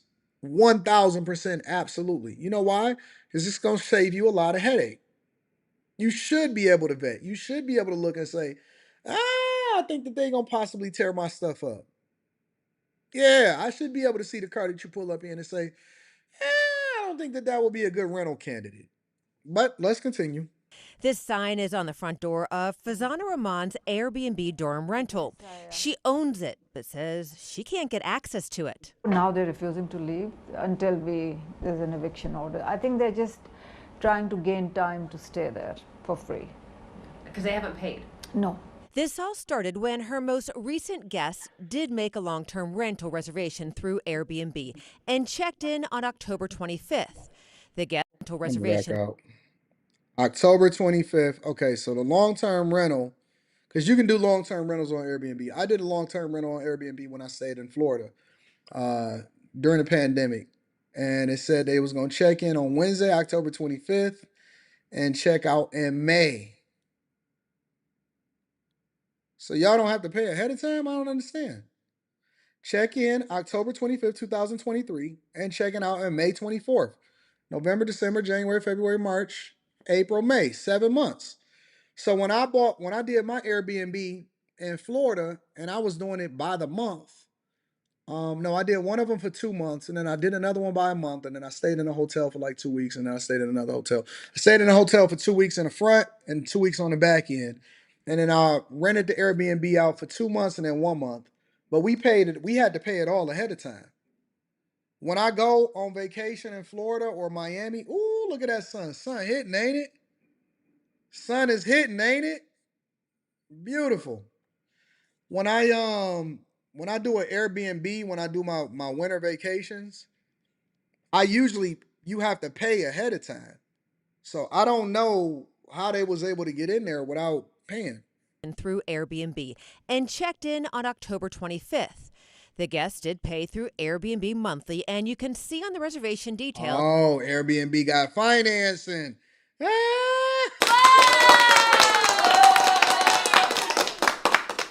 Get all your money up front, big dog. Listen, I don't care who you are. I don't care what you do. Get all of your bags up front. Don't let them do no monthlies. I didn't even know that you can do monthly. When we did our Airbnb, we had to pay all in full, 100% in full, whatever the amount is. I didn't even know that you could do a monthly on Airbnb. This ain't nothing but rentals. The checkout date was May 24th. When her cleaning lady went to clean the rental, They answered the door and they said, no, we haven't moved out. She said, should I come tomorrow? And they said, no, don't come back. Farzana Shout out to went Carmen. the I'm going to read that super chat shortly. Thank you, baby. This time, she says, with police. The next morning, still not gone, and this handwritten no trespassing sign on the front door that states, we will vacate the property when you filed the proper paperwork with the civil magistrate for an So they already knew that they was coming in to finesse you. eviction. For we are legal residents of this home. This is my place, and I'm counting on this income. My son is in college. I'm a single parent. Farzana contacted Airbnb for help as she already had another long-term renter booked through Airbnb ready to move in. She says Airbnb has not been helpful. They're sending me messages as, please get help for your safety and get whatever legal help you That's that AI response, y'all. have to get them out. I reached out to Airbnb several times. No one got back to me. Airbnb does have on their website this section devoted to things to consider before hosting monthly stays. Airbnb warns hosts who have guests who stay for a month or longer. You may not be able to remove a guest without They going can't do to nothing court. about that. Attorney Maya Davis with James Scott Farron says when guests stay longer than 90 days, it's typically considered a holdover tenant. The longer they stay, the more rights they develop. So the quicker you can act and get them out of there, the better it is. She suggests hosts' first step is to call police when a guest won't leave. And if police won't take action, you need to file with the courts right away. You may have to file what we call the summary ejectment, which means that you want this person out, but you have to go through the court proceeding. So at that point, you have to give notice. You have to file and serve papers. You have to appear in court and get the court to grant that before you just remove someone from the property. Oh. We did go to Fazana's rental. No one answered the door. I also left a message with the number listed on the sign. As for Fazana, she filed eviction paperwork with the court to try and get possession of her rental. It's wasting my time, it's wasting my energy, it's stressing me out. That would be a big stress. Now, the court date for eviction is scheduled for next week. We will be there and keep you posted on what happens. But, you know, we had some video of when the cops did come there to try and remove them, and he basically said, I'll go the next day. Well, the next day came and went, and they're still in there weeks later now. So I mean, this is tough because she's not getting any income. Them writing that note to her, it just all seems so bold. It is. Listen, man, look, as a business owner, you don't have any rights. We are now living in a country and in a society where people basically can take advantage of you because you are the business owner and they're going to get the benefit of the doubt. And there are certain places like Florida that's now changing the laws in order to be able to make sure that these people are not taking advantage of you. But people don't care anything about you or your business or your rental or your crib. They're going to go in there, tear it up, destroy it, and then you ain't going to have no way for you to be able to get your money back. And so y'all got to be careful. Be careful when you're doing these Airbnbs. Be careful when you're doing these long-term rentals. It is a lot of risk associated with it. And a lot of people don't take into consideration that your carrying costs. So let's say, for example, you got a place, right? Or not just Airbnb, but anything. Let's say, for example, you got a place and then you get somebody that don't want to leave for the next 30 to 60 to 90 to 6 months, right? Depending on what space you're in. Not only do you have to then redo the property and invest in it in order to clean it up and get all of the dumpsters and get their stuff out of there, get painters, no matter, you don't know what they done tore up and took out. Not only do you have to reinvest into fixing a property, which can cost you upwards of $25,000, and most people don't have that, but you also have to still have the carrying costs associated with making sure that you hold on to the property so that it don't get foreclosed on because chances are you got a mortgage. So be very, very careful on dealing with a lot of these people because you can get finessed out of your socks, go bankrupt, all because you was trying to start a business because you listened to somebody online that didn't give you the pros and the cons, all right? Roger Marine is in the building, says, I paid off my brand new house in 3 years and 3 months. Shout out to you. Let me give you a round of applause for that. In 2007, paid off 2 cars, 0 debt. My credit score is 837, sitting on cash, crypto, etc. Get rid of the cash, bro. Get rid of the cash. Get rid of the cash. Every month I spend money trying to go broke. Every month I spend money trying to go broke. Get rid of the cash. Anton, why are you saying get rid of the cash? Because your cash is becoming less valuable every single day by it either just sitting in the bank or sitting around and it's not actually making money on top of money, all right? So shout out to Roger Marine and the Bag Chasers. Carmen says, Anton, great to see you bright and early. Just finished my night shift. Shout out to the people getting it at night. Says, kindly requesting a prayer, a word of encouragement. Nursing has been breaking me down instead of building me up. Blessings. Lord, bless Carmen. Give her rest, give her peace. Don't let her get overwhelmed. Send me an email, Carmen. Let's talk about it. And continue to be with her. And don't let her be overwhelmed or burnt out in Jesus' name. Shout out to my girl, Carmen. I don't want you to be overwhelmed, baby.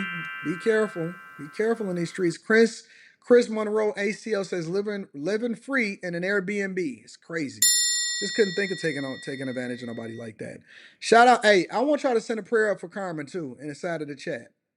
Let me get my prayer warriors in here and running it up. Shout out to Carmen. All right, y'all. Couple more things that we want to go over before we close out the show.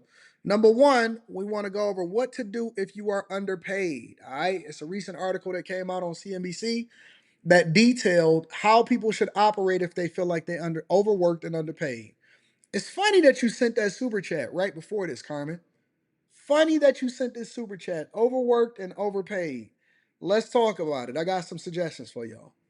Only 34% of Americans are satisfied with how much they're paid at work. I wish there was like an exact guide of what you should be paid and what everyone else should be paid. There's just not anything like that out there. I was accepting crumbs because I thought it was a really huge deal that I was working for this major news organization. $40,000 was the most that I've ever made in my life. So I thought it was what you're supposed to be earning at that stage in my career. What I have learned from that experience is closed mouths don't get fed, and always keep yourself educated. Most of the time, the people who are paid more, it's just because they asked for it. To get a salary adjustment can be really, really difficult to do. There are some employers who really want you to shake them down in the sense that they will match an offer if you get it from someplace else. It's a bad practice, but it is pretty common. Sometimes it's easier to just jump ship. Here's how to figure out if you're being underpaid and what you can do about it. In 2016, I worked for a major news organization in ad sales as an account executive. I was an immigrant. I was here on DACA, so I was very appreciative of such an amazing opportunity. I was making $40,000 a year. I really thought that that was, a lot of money at the time until I had like a casual conversation with my coworker who was actually complaining about making about $102,000 a year. It never occurred to me until that conversation that I just, I was severely underpaid. Around 1 in 20 workers in the U.S. said they would quit if they found out their coworkers earned more money than them, and 63% said they would demand equal pay. You can certainly ask other people doing. Am I seriously muted? I just cooked up a whole session for y'all. I literally just cooked up a whole session for y'all, and I was muted. All right, let's do this again. I'm not working in the office today. I'm doing a makeshift live stream because I forgot my keys and I lost my keys to the office, so I had to do a makeshift live stream today. But essentially what I was helping y'all to understand is that you cannot lean into this new time. It's not the new time. It's the fact that I had to switch up for the office. Essentially, you can't lean into complaining that somebody else is making money in order for you to be able to use that as a negotiating or a bargaining chip. You cannot say that Larry over there making a whole bunch of money, or Larry is making double what I make, and so I want y'all to pay more money. You can't do that. You can't lean into that. Your negotiating or your bargaining chip is largely based off of you being able to say, this is the value that I bring into the organization. And so I'm now more valuable to you guys. And this is how much more value I'm going to bring. This is what I feel like, or this is what I think I should be making, or this is what I'm asking for from the organization. They're going to come back and they're going to have whatever it is that they pitch is or whatever. But you can never use somebody else as a bargaining chip in order to try to make a bag at your job. Conversely, this is one of the reasons why women often at times don't make as much as men, because men are more likely to walk away. For example, a lot of women don't even get money, or they don't take a job based off of desire. They take a job based off of duress. Meaning, I need the position, I'm gonna apply for the position, I'm happy to be here, and so this is the money that I'm gonna make. A lot of times they wait until they get laid off, or they wait until another opportunity come along, and then that's when they take another position. Men have a lot of times they overwork, and they're willing to leave earlier than being under duress. So for example, let's say I don't need this position, and I talk about this like in an interview like a king.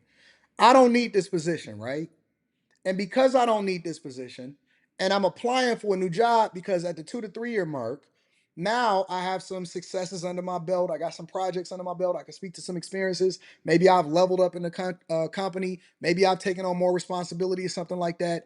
Now I'm going to leverage that at the 2 to 3 year mark because I'm looking for another position. It doesn't mean that I'm not willing to be promoted in the company that I have, but I'm looking to level up. And so I'm going to refine and make sure that my LinkedIn is set up and everything like that, right?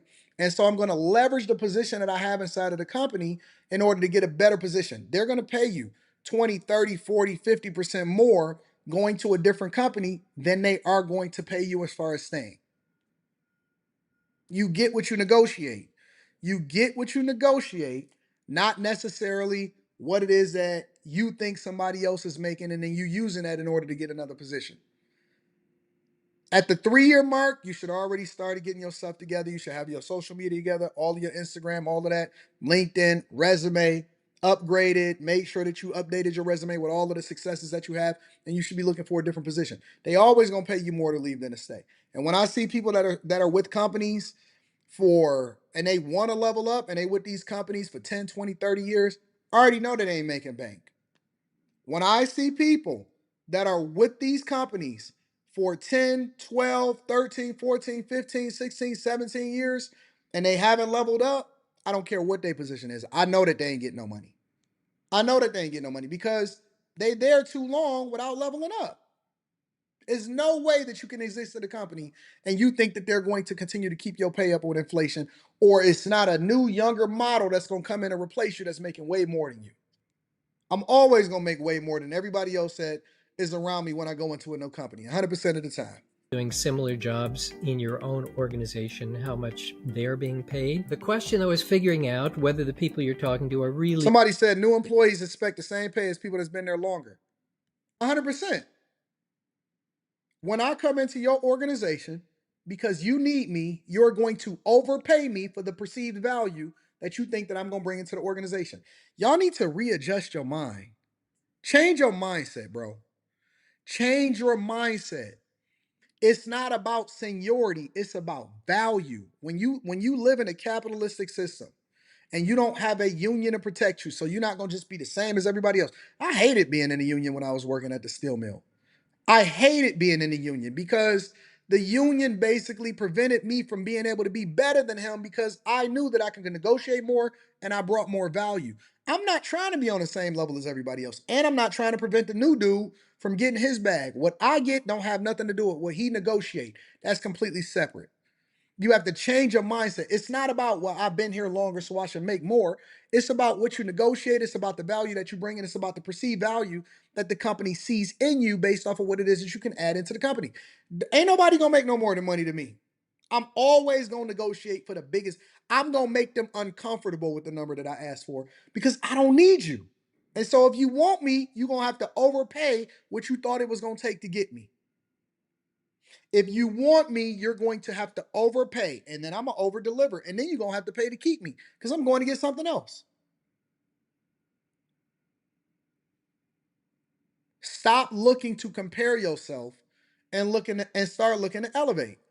Doing the same job that you're doing in all ways that matter. I was a really great account executive. I always hit or exceeded my quota quarter after quarter. At times, I can argue that I was actually doing a lot better than my counterpart that was earning significantly more than I was. I think the only difference between her and I is that she was a lot better at the political side of things. 60% of U.S. workers say they didn't negotiate for more money when they were last hired. The difference between someone who gets $55,000 and $60,000, a lot of times is just because person number 2 just asked for $60,000. It's not because they're better at their job. It's not because they're more experienced. It is simply because they just asked for it. Given the fact that I was an immigrant at the time on DACA, I was always thankful for just any opportunity that came my way. I was accepting crumbs. That experience has kind of pushed me to not accept crumbs and to always push and go after more in my life. A discrepancy in pay between two comparable employees may be due to market conditions. There's this issue that's called compression, and compression means that people are being paid differently on otherwise identical jobs because on what the job market happened to be like when they were hired. The big place we see this most commonly is people who've been hired a couple of years ago and then somebody new comes in and gets paid more than they are because the job market has tightened. Their skills are scarce now, and they're paid more than you are.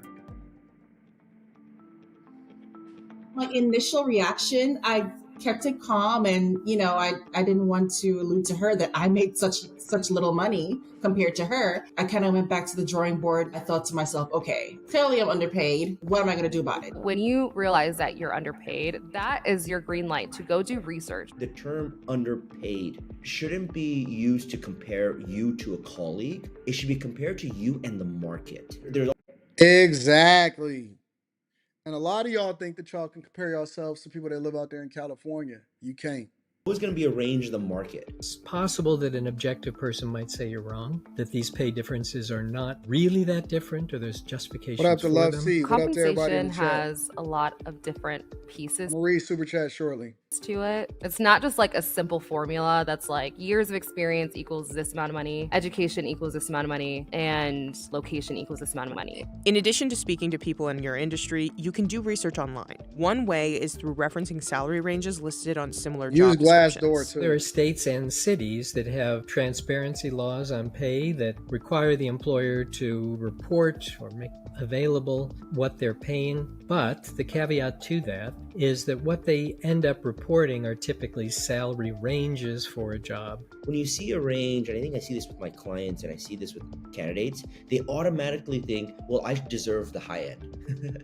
Like, that's just natural. But that's where the disconnect becomes between the candidate wanting the high end and the company knowing, well, that range is not actually true. I would say that when recruiters and hiring managers and companies are putting those numbers up, it's always with the expectation you're probably going to fall somewhere in the middle. Usually the range that they put is the minimum and what likely the highest that they are willing to pay for that position. Even with sites like Glassdoor, Indeed, Blind, Levels.fyi, Salary.com, Built In, and I use all of these as data points for compensation. But the best way to find that data is really by like tracking the jobs that you're applying to and looking at those salary ranges, right? Especially if it's in your location, because location is such a big data point when it I literally just said that. It's much different in California than it is going to be in Ohio or Michigan. comes to compensation. And sometimes I'll have people who will look at positions that for the states that are required to post salaries like New York and California, which are really, really high cost of living areas. And they'll be like, okay, well, this customer success position is paying $170,000. Yeah, it's paying $170,000 for a unicorn company in California, but you live in Tempe, Arizona, which is probably not going to pay the same amount. At the end of the day, companies are teams and they're going to pick the best players for the best value. I decided to continue on as if nothing ever happened, as if I haven't heard anything, and do some market research just to understand how much it is that I am worth, given my experience, what experience that I've had in the past that's transferable, and then take that research with me onto finding a brand new job. One option, if you suspect you're being underpaid, is to request a salary adjustment from your employer. But career experts say you should go into the conversation prepared. You should never bring up another coworker's name in that conversation. I literally just said that. And I'm reviewing this for the first time, just like y'all. Never, ever, ever under any... Now, this is another... I've always said that snitching is only one way, but I forgot this way. Let me add this caveat. Snitching for people that do crime is you do a crime, I do a crime with you, you get caught, and then you tell on me in order to get yourself out of the crime. Does not apply to regular residents, civilians, or the people that you did the crime against. Snitching also applies in the workplace. So, in order to prevent yourself from getting snitched on, A, keep your mouth shut. Listen, it is important for you to make friends with Kool-Aid. It is also important for you to network effectively and make sure that you are a cultural fit in the place that you are, because that is the fastest way to get promoted. But do not, under any circumstances, talk about the amount of money that you're making at your employer with another employee, because there is nothing good that can come from it. Zero, zilch, nada. Don't talk about your bonus. Don't talk about your base pay. Do not talk about how much money you're going to get in equity. Don't talk about none of that. Nothing, ever. Listen, rule number one is never, ever, under any circumstance, talk about, then you ain't got to worry about getting snitched on. Never under any circumstance talk about how much money that you are making with somebody else, because it's A, going to create animosity, and B, it's going to get you tired. It's going to get you jammed up. Facts. Never. You ain't got to worry about somebody bringing up your name. Conversation. You shouldn't say, I had a conversation with Henry. I know we have the same experience and the same skills. I realize that he gets paid 20% more than me. I want the same salary as him. So when you go for that salary adjustment, you want to bring in other data points, and those data points need to be the impact that you brought to the company. Because at the end of the day, they could just find somebody else who's cheaper to do your job as well. I think what you want to avoid is escalating this to threats, which is easy to do. So once you start saying, this is not fair, other people elsewhere are making more than I am, hint, hint, hint, they're thinking, okay, she's threatening to leave. Your employer might very well say things like, there are other people who would love to have a job like this. Then they're also suggesting that you could end this relationship. And that is really dangerous territory to go into. So I would avoid that almost at all costs. One of the ways, I remember when I first, because they had paid me a lot of money to go over to Comerica when I wound up going to Comerica. Comerica Bank, it's mainly a bank that was based off of wealth management, but then they wanted me to come in and redo the user experience and build out a whole practice there or whatever, right? And so they paid me a crazy amount of money in order to work there because it was brand new, and I chose to work there instead of working at Google at the time. And it was the best move that I ever made. It was very, very difficult building out a UX practice at a traditional company, but it was worth it. I got a huge offer, and I actually vlogged about it on the Anton Daniels channel. And I'll actually share that vlog with you guys if I could find it tomorrow, because I've created so many videos at this point. I had got a massive offer. It was from, I got two offers, right? About 2.5 years into my tenure there, I had got two offers. One of them was from a healthcare company, and another one was from, at the time, it was called CompuWare. And I had actually did a vlog and a video where I was saying that, you know, I remember before when I had interviewed at CompuWare that they had rejected me because they didn't think that I was going to be good enough for the position. But then they doubled back after I had got more experience and I got some successes. And then they came and they tried to recruit me to offer me, and they offered me a crazy amount of money, which I wound up turning down. And one of the reasons that I wound up turning it down is because I actually had put in, and I had a conversation with my manager at the time, and I said, "Yo, I'm gonna be leaving the company probably within 2 to 3 weeks. I got to make sure that everything is archived, and we got all of it inside of a repository. A repository is where you keep your assets and everything, and I want to make sure that we have a good transition when I leave." Man, they absolutely was not trying to let me go, and they was like, "Listen, can I ask you?" And he asked me straight up. He said, "Listen, how much they paying you?" And I wouldn't tell him because I had a number in my head. I didn't. Here's the beautiful part about it, and this is what I always tell people again about negotiations. I was ready to leave. I already had this crazy offer in my back pocket, and I was ready to go. No, Comerica Bank is an old job that I used to have. I don't work there no more. I was already ready to go. And so I had got the offer letter, the offer sheet. They sent me the offer sheet and the offer letter. I had two offer letters. I already knew I wasn't going to one company, but I used that as leverage in order to be able to have a conversation because I didn't know that they was going to come back and say, "Hold on, wait, I don't want you to go." You know what I'm saying? And he said, "Listen." And once I realized that I had them on their edge, on their heels, it was over. It was nothing that it was no negotiation that I was not gonna win because I realized that, wait a minute, they gonna overpay me crazy in order to try to keep me. So I'm not tripping because I already got this new offer in my back pocket. And you got it right, Osriel. I wasn't bluffing. It wasn't nothing to bluff about. I was ready to leave. I was literally in there having a conversation with him about when I was going to put in my 2 weeks because I was just, I was being good with the company. And so now he was like, "Yo, what are they paying you over there?" I said, "Nah," I just kind of laughed it off like, Literally the next day, he brought me into the office and he gave me another offer. It was crazy. And guess what? I turned it down. He gave me an offer that was bigger than what my current offer was where I was leaving, but I turned it down because I already knew that they was going to come back. Whatever they was offering me, they had some more wiggle room in there. And I was willing to walk away, which is one of the reasons why men in corporate America most times make more than women.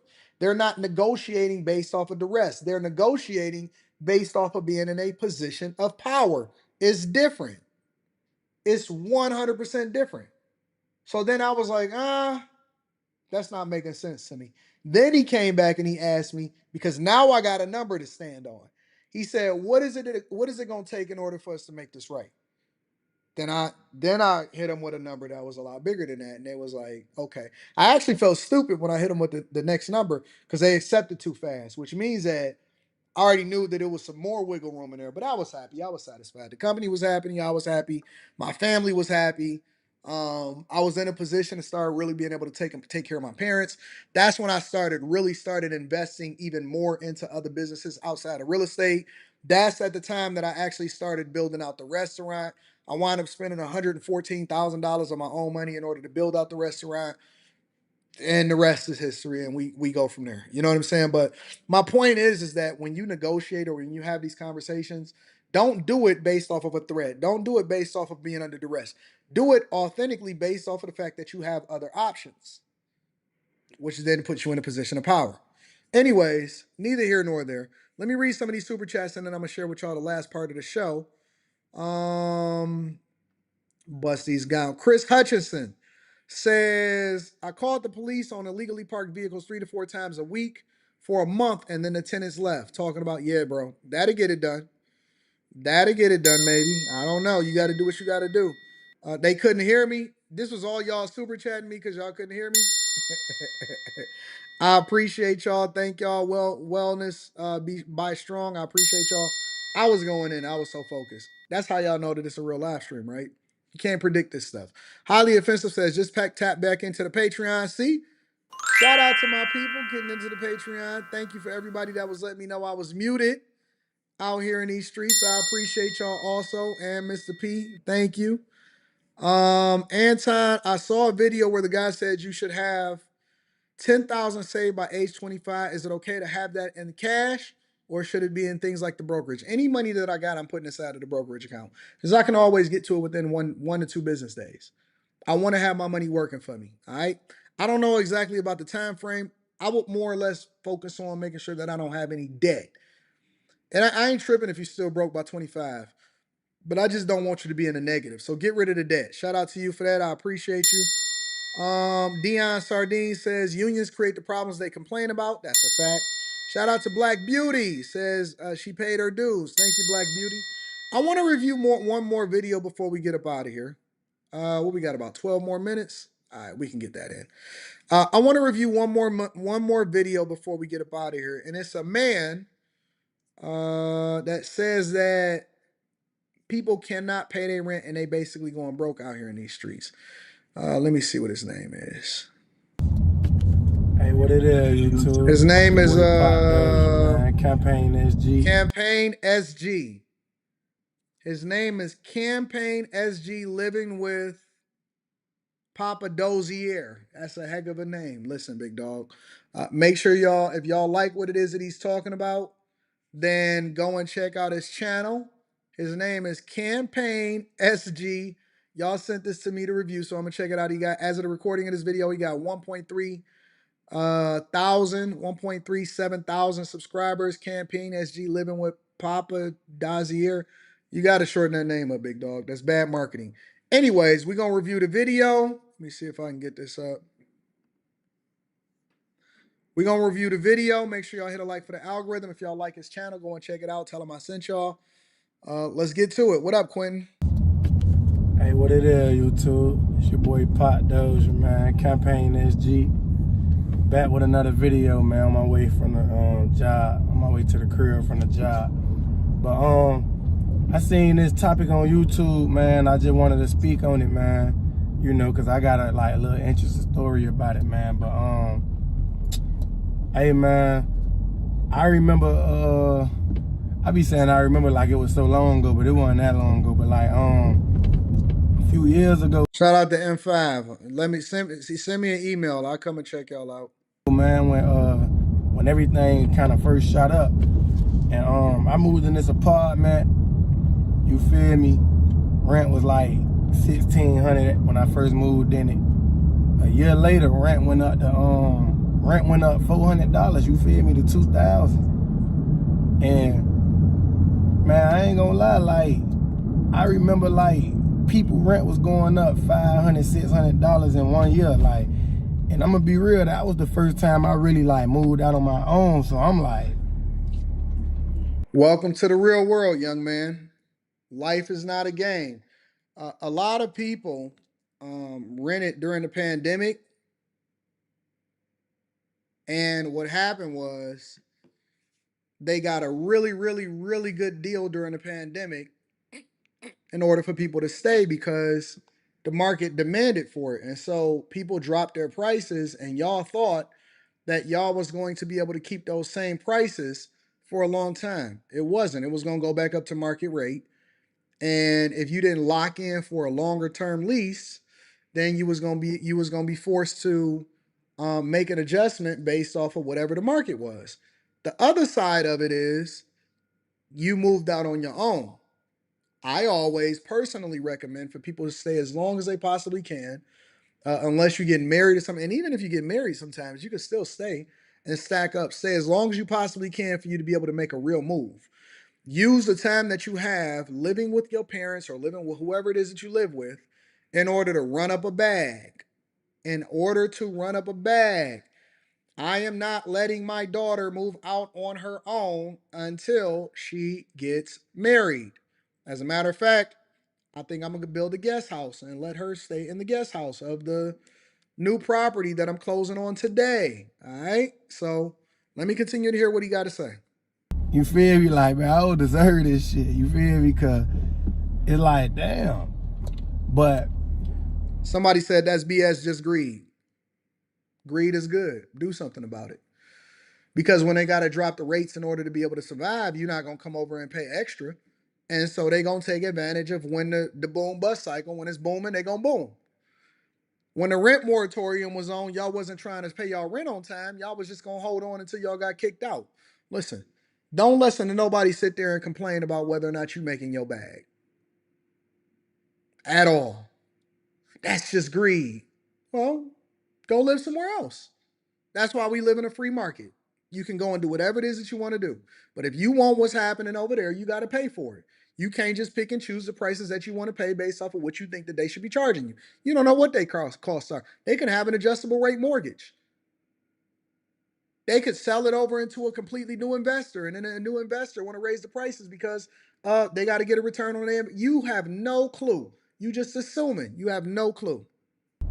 The reason I want to speak on that because how that made, you know, it's different ways you could go about it. You know, what I did when the rent went up an extra $400, and it wasn't just me paying my own rent. It's me and my girl. You know, shit get more expensive. Your girl. You know, we're a team. You feel me?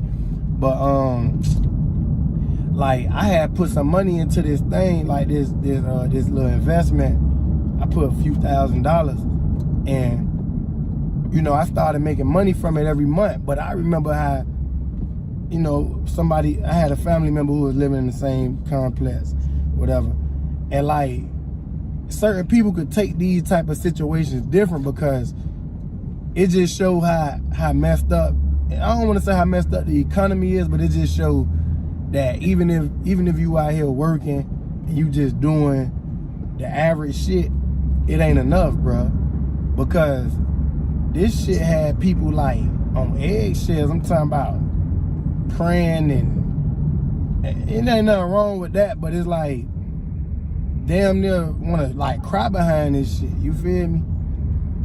Because it's like think about it. Like, well, I only say think about it because I know a lot of y'all went through this same thing. You feel me? I seen some people say they rent went up $600-700 in one year. Y'all got, listen. Shout out to homie. Again, his name is let me show his name in order. His name is Campaign SG, living with Papa Dozier. Listen, y'all, if y'all gonna be content creators, you gotta expand your vocabulary. You can't say, you know what I'm saying, all of that stuff.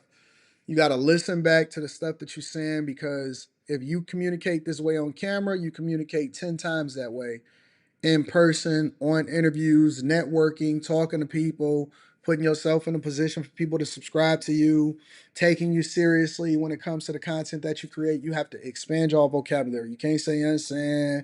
You got to invest in yourself, invest in growth, all right? I want to hear the rest of what he's saying. And that don't make no sense, you feel me? And then even like I moved out that apartment, but the year after that, it went up another $200. So that means rent would have went up $600 in 2 years, from $1,600 to $2,200. And it's like, how are we supposed to get ahead with that going on? You feel me? Nah, I don't feel you. The job of the business owner is not to try to get you ahead. It's to make sure that they are profitable.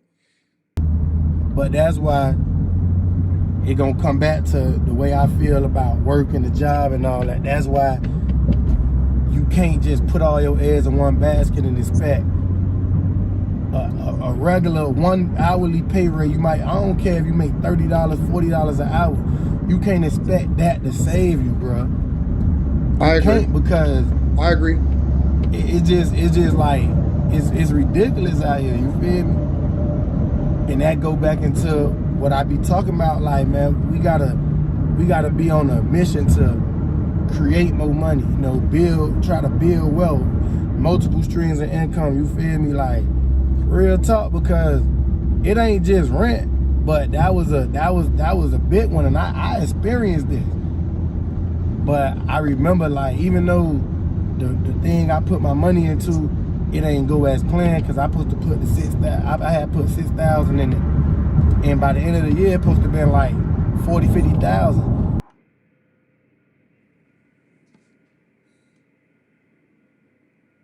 Y'all gotta stop getting finessed, bro. Listen. Y'all have to stop getting finessed. I don't know any investment. This is just me personally. If somebody is promising you, let's see, 6, 12, 18, 24, 30, 36, 42, 48, 54. So if somebody is promising you a 1,000% return on your investment in less than a year, you're getting finessed. If somebody is promising you a 1,000% return on your investment in a year, you are getting finessed. I don't know what that is. I don't know what his investment is. But see, we got this mindset, that quick money. I want to turn 6,000 into 40, 50,000 in less than a year. It was supposed to do that. Where? Who? And what's his name? Because Warren Buffett said that if you getting an 8% return on average, 8 to 10% return on average, you beating the majority of investors and you killing it. And when I say on average, it's going to be up years, it's going to be down years, it's going to be that. But on average, you getting an 8 to 10% return, and then you compound it over a period of time. That's how you get rich. We got to get away from these short-term finesses, man. If somebody, that sounds crazy. Now, I did make a few thousand off of it, but it ain't go as planned. But it's like, what are y'all investing them situations had, you know, that type of stuff make me just like wonder. See, I'm not the type of person who gonna sit around and be scared and complain. And I'm just thinking of a solution, and that's what a man is anyway, though. You feel me? But like, real talk though, man, like, it's crazy I seen this topic, because when that situation happened, facts, Dave B. Like, that shit, like, that was, I was like, yeah, man, hey, it's hard out here being an adult. You feel me? Like, this shit ain't no play. This shit ain't no fairy tale out here. You really gotta really try to get your shit together. You feel me? And you gotta do whatever it takes, or you will be out here nowhere to stay homeless. You know, like, and it's messed up, because the job's not even pay, like that'll happen, rent going up and all this, but then the jobs, the pay rate stay the same. Or they might give you a $50 raise, 50-cent raise, depending on where you work. And another thing, man, the people who make like close to 6 figures, because I had somebody on one of my videos talk about he made 80K a year, and just like he bragging about this shit or something. I'm like, man, these people crazy. I don't know where you stay at, but it ain't, hey, that's good, man. If if you making good money and these type of situations not hurting you as bad, that's good. But the worst thing you could do out here is just get comfortable, because I agree. That's a comfortable statement when you, oh, I made this amount, I'm good. No, bro, you not good. You feel me? I don't give a damn how much you make, especially if somebody giving you this, because when you working, somebody giving you that. No, listen, that's good money, but the problem, listen, people don't have a earning problem. Most people have a lifestyle slash spending problem. Let me say it again for the people in the back. Most people do not have a earning problem. They have a lifestyle slash spending problem and they want to get it fast. And we also live in this microwave Instagram culture where everybody is following people based off of the fact that they think that it's easy to get, but they're not trying to understand how they get it. You know what I'm saying? And so you have to spend more of your time listening, researching, and understanding. And I always said that slow money is the best money. It's not about how much money you make. I know people that make, $200,000 a year, and their lifestyle is a $200,000 to $300,000 a year lifestyle. They're not stacking, they're not reinvesting, they're not doing any of that. They're not looking for multiple streams of income, any of that. And so most people's Achilles heel is the fact that they adjust their lifestyle to whatever it is the amount of money that they're making. But yeah, man, like it just, it just. I agree with him. You shouldn't have to get too comfortable. I'm never comfortable. I'm always looking to figure out how it is that I can do something a little bit differently. And it kept going. It ain't go down since then. This was probably 3 years ago. It ain't go down. Everything's just expensive now. You feel me? This just the new norm now. You feel me? Apartments that was $1,800 a month, now they $2,500. Especially where I live at. You feel me? I'm in South Florida. You feel me? So I knew it. I said that either he was in Houston or he was in South Florida all day long. And the cost of living is going up in these places. And that's why I keep telling y'all that a lot of times y'all are in these places that's not conducive for what it is that you're trying to build in your lifestyle. You're going to fall behind. Listen, South Florida and a lot of places in South Florida, it's a huge display of haves and have-nots. It's not for the regular folk. It's real down here, but and it's like, man, I know it's hard to get ahead. Like I know grab my computer. It's hard to get ahead like that. You feel me? But that's why we gotta kind of like just be more serious about everything. Try our best to cut back on bills. I don't give a damn if it's Netflix. I don't even use Apple Music no more. You feel me? I'm driving in 2 lanes. I gotta have my Apple Music. I don't even use Apple Music no more though. You feel me? And that's only what, $12, $11 a month. But it's like I'm trying to really level up and trying to do this. You gotta really be strategic about where your money going in, because every dollar count out here these days. Every dollar count, bro. But yeah, man, that rent went up on us $400, man. We read that paper. I couldn't believe it. You feel me? Like real talk. Like, and it made me look at where I'm living, like, man, like, because you go from paying $1,600, this is a nice little apartment. This is our first little apartment together, me and my girl. We, nigga, we feel good. When it go up to $2,000 a year later, you like, man, this shit ain't worth though. You feel me? You looking at the whole place different now.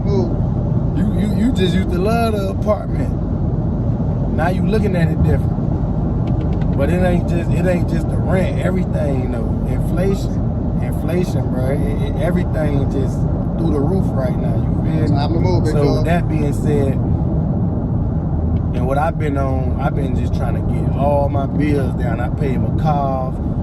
Thank God I was able to do that. Came across a little, did my thing, hit a little lit, whatever. Hey, you gotta make this shit happen. However you gotta do it, you gotta do it. You hear me?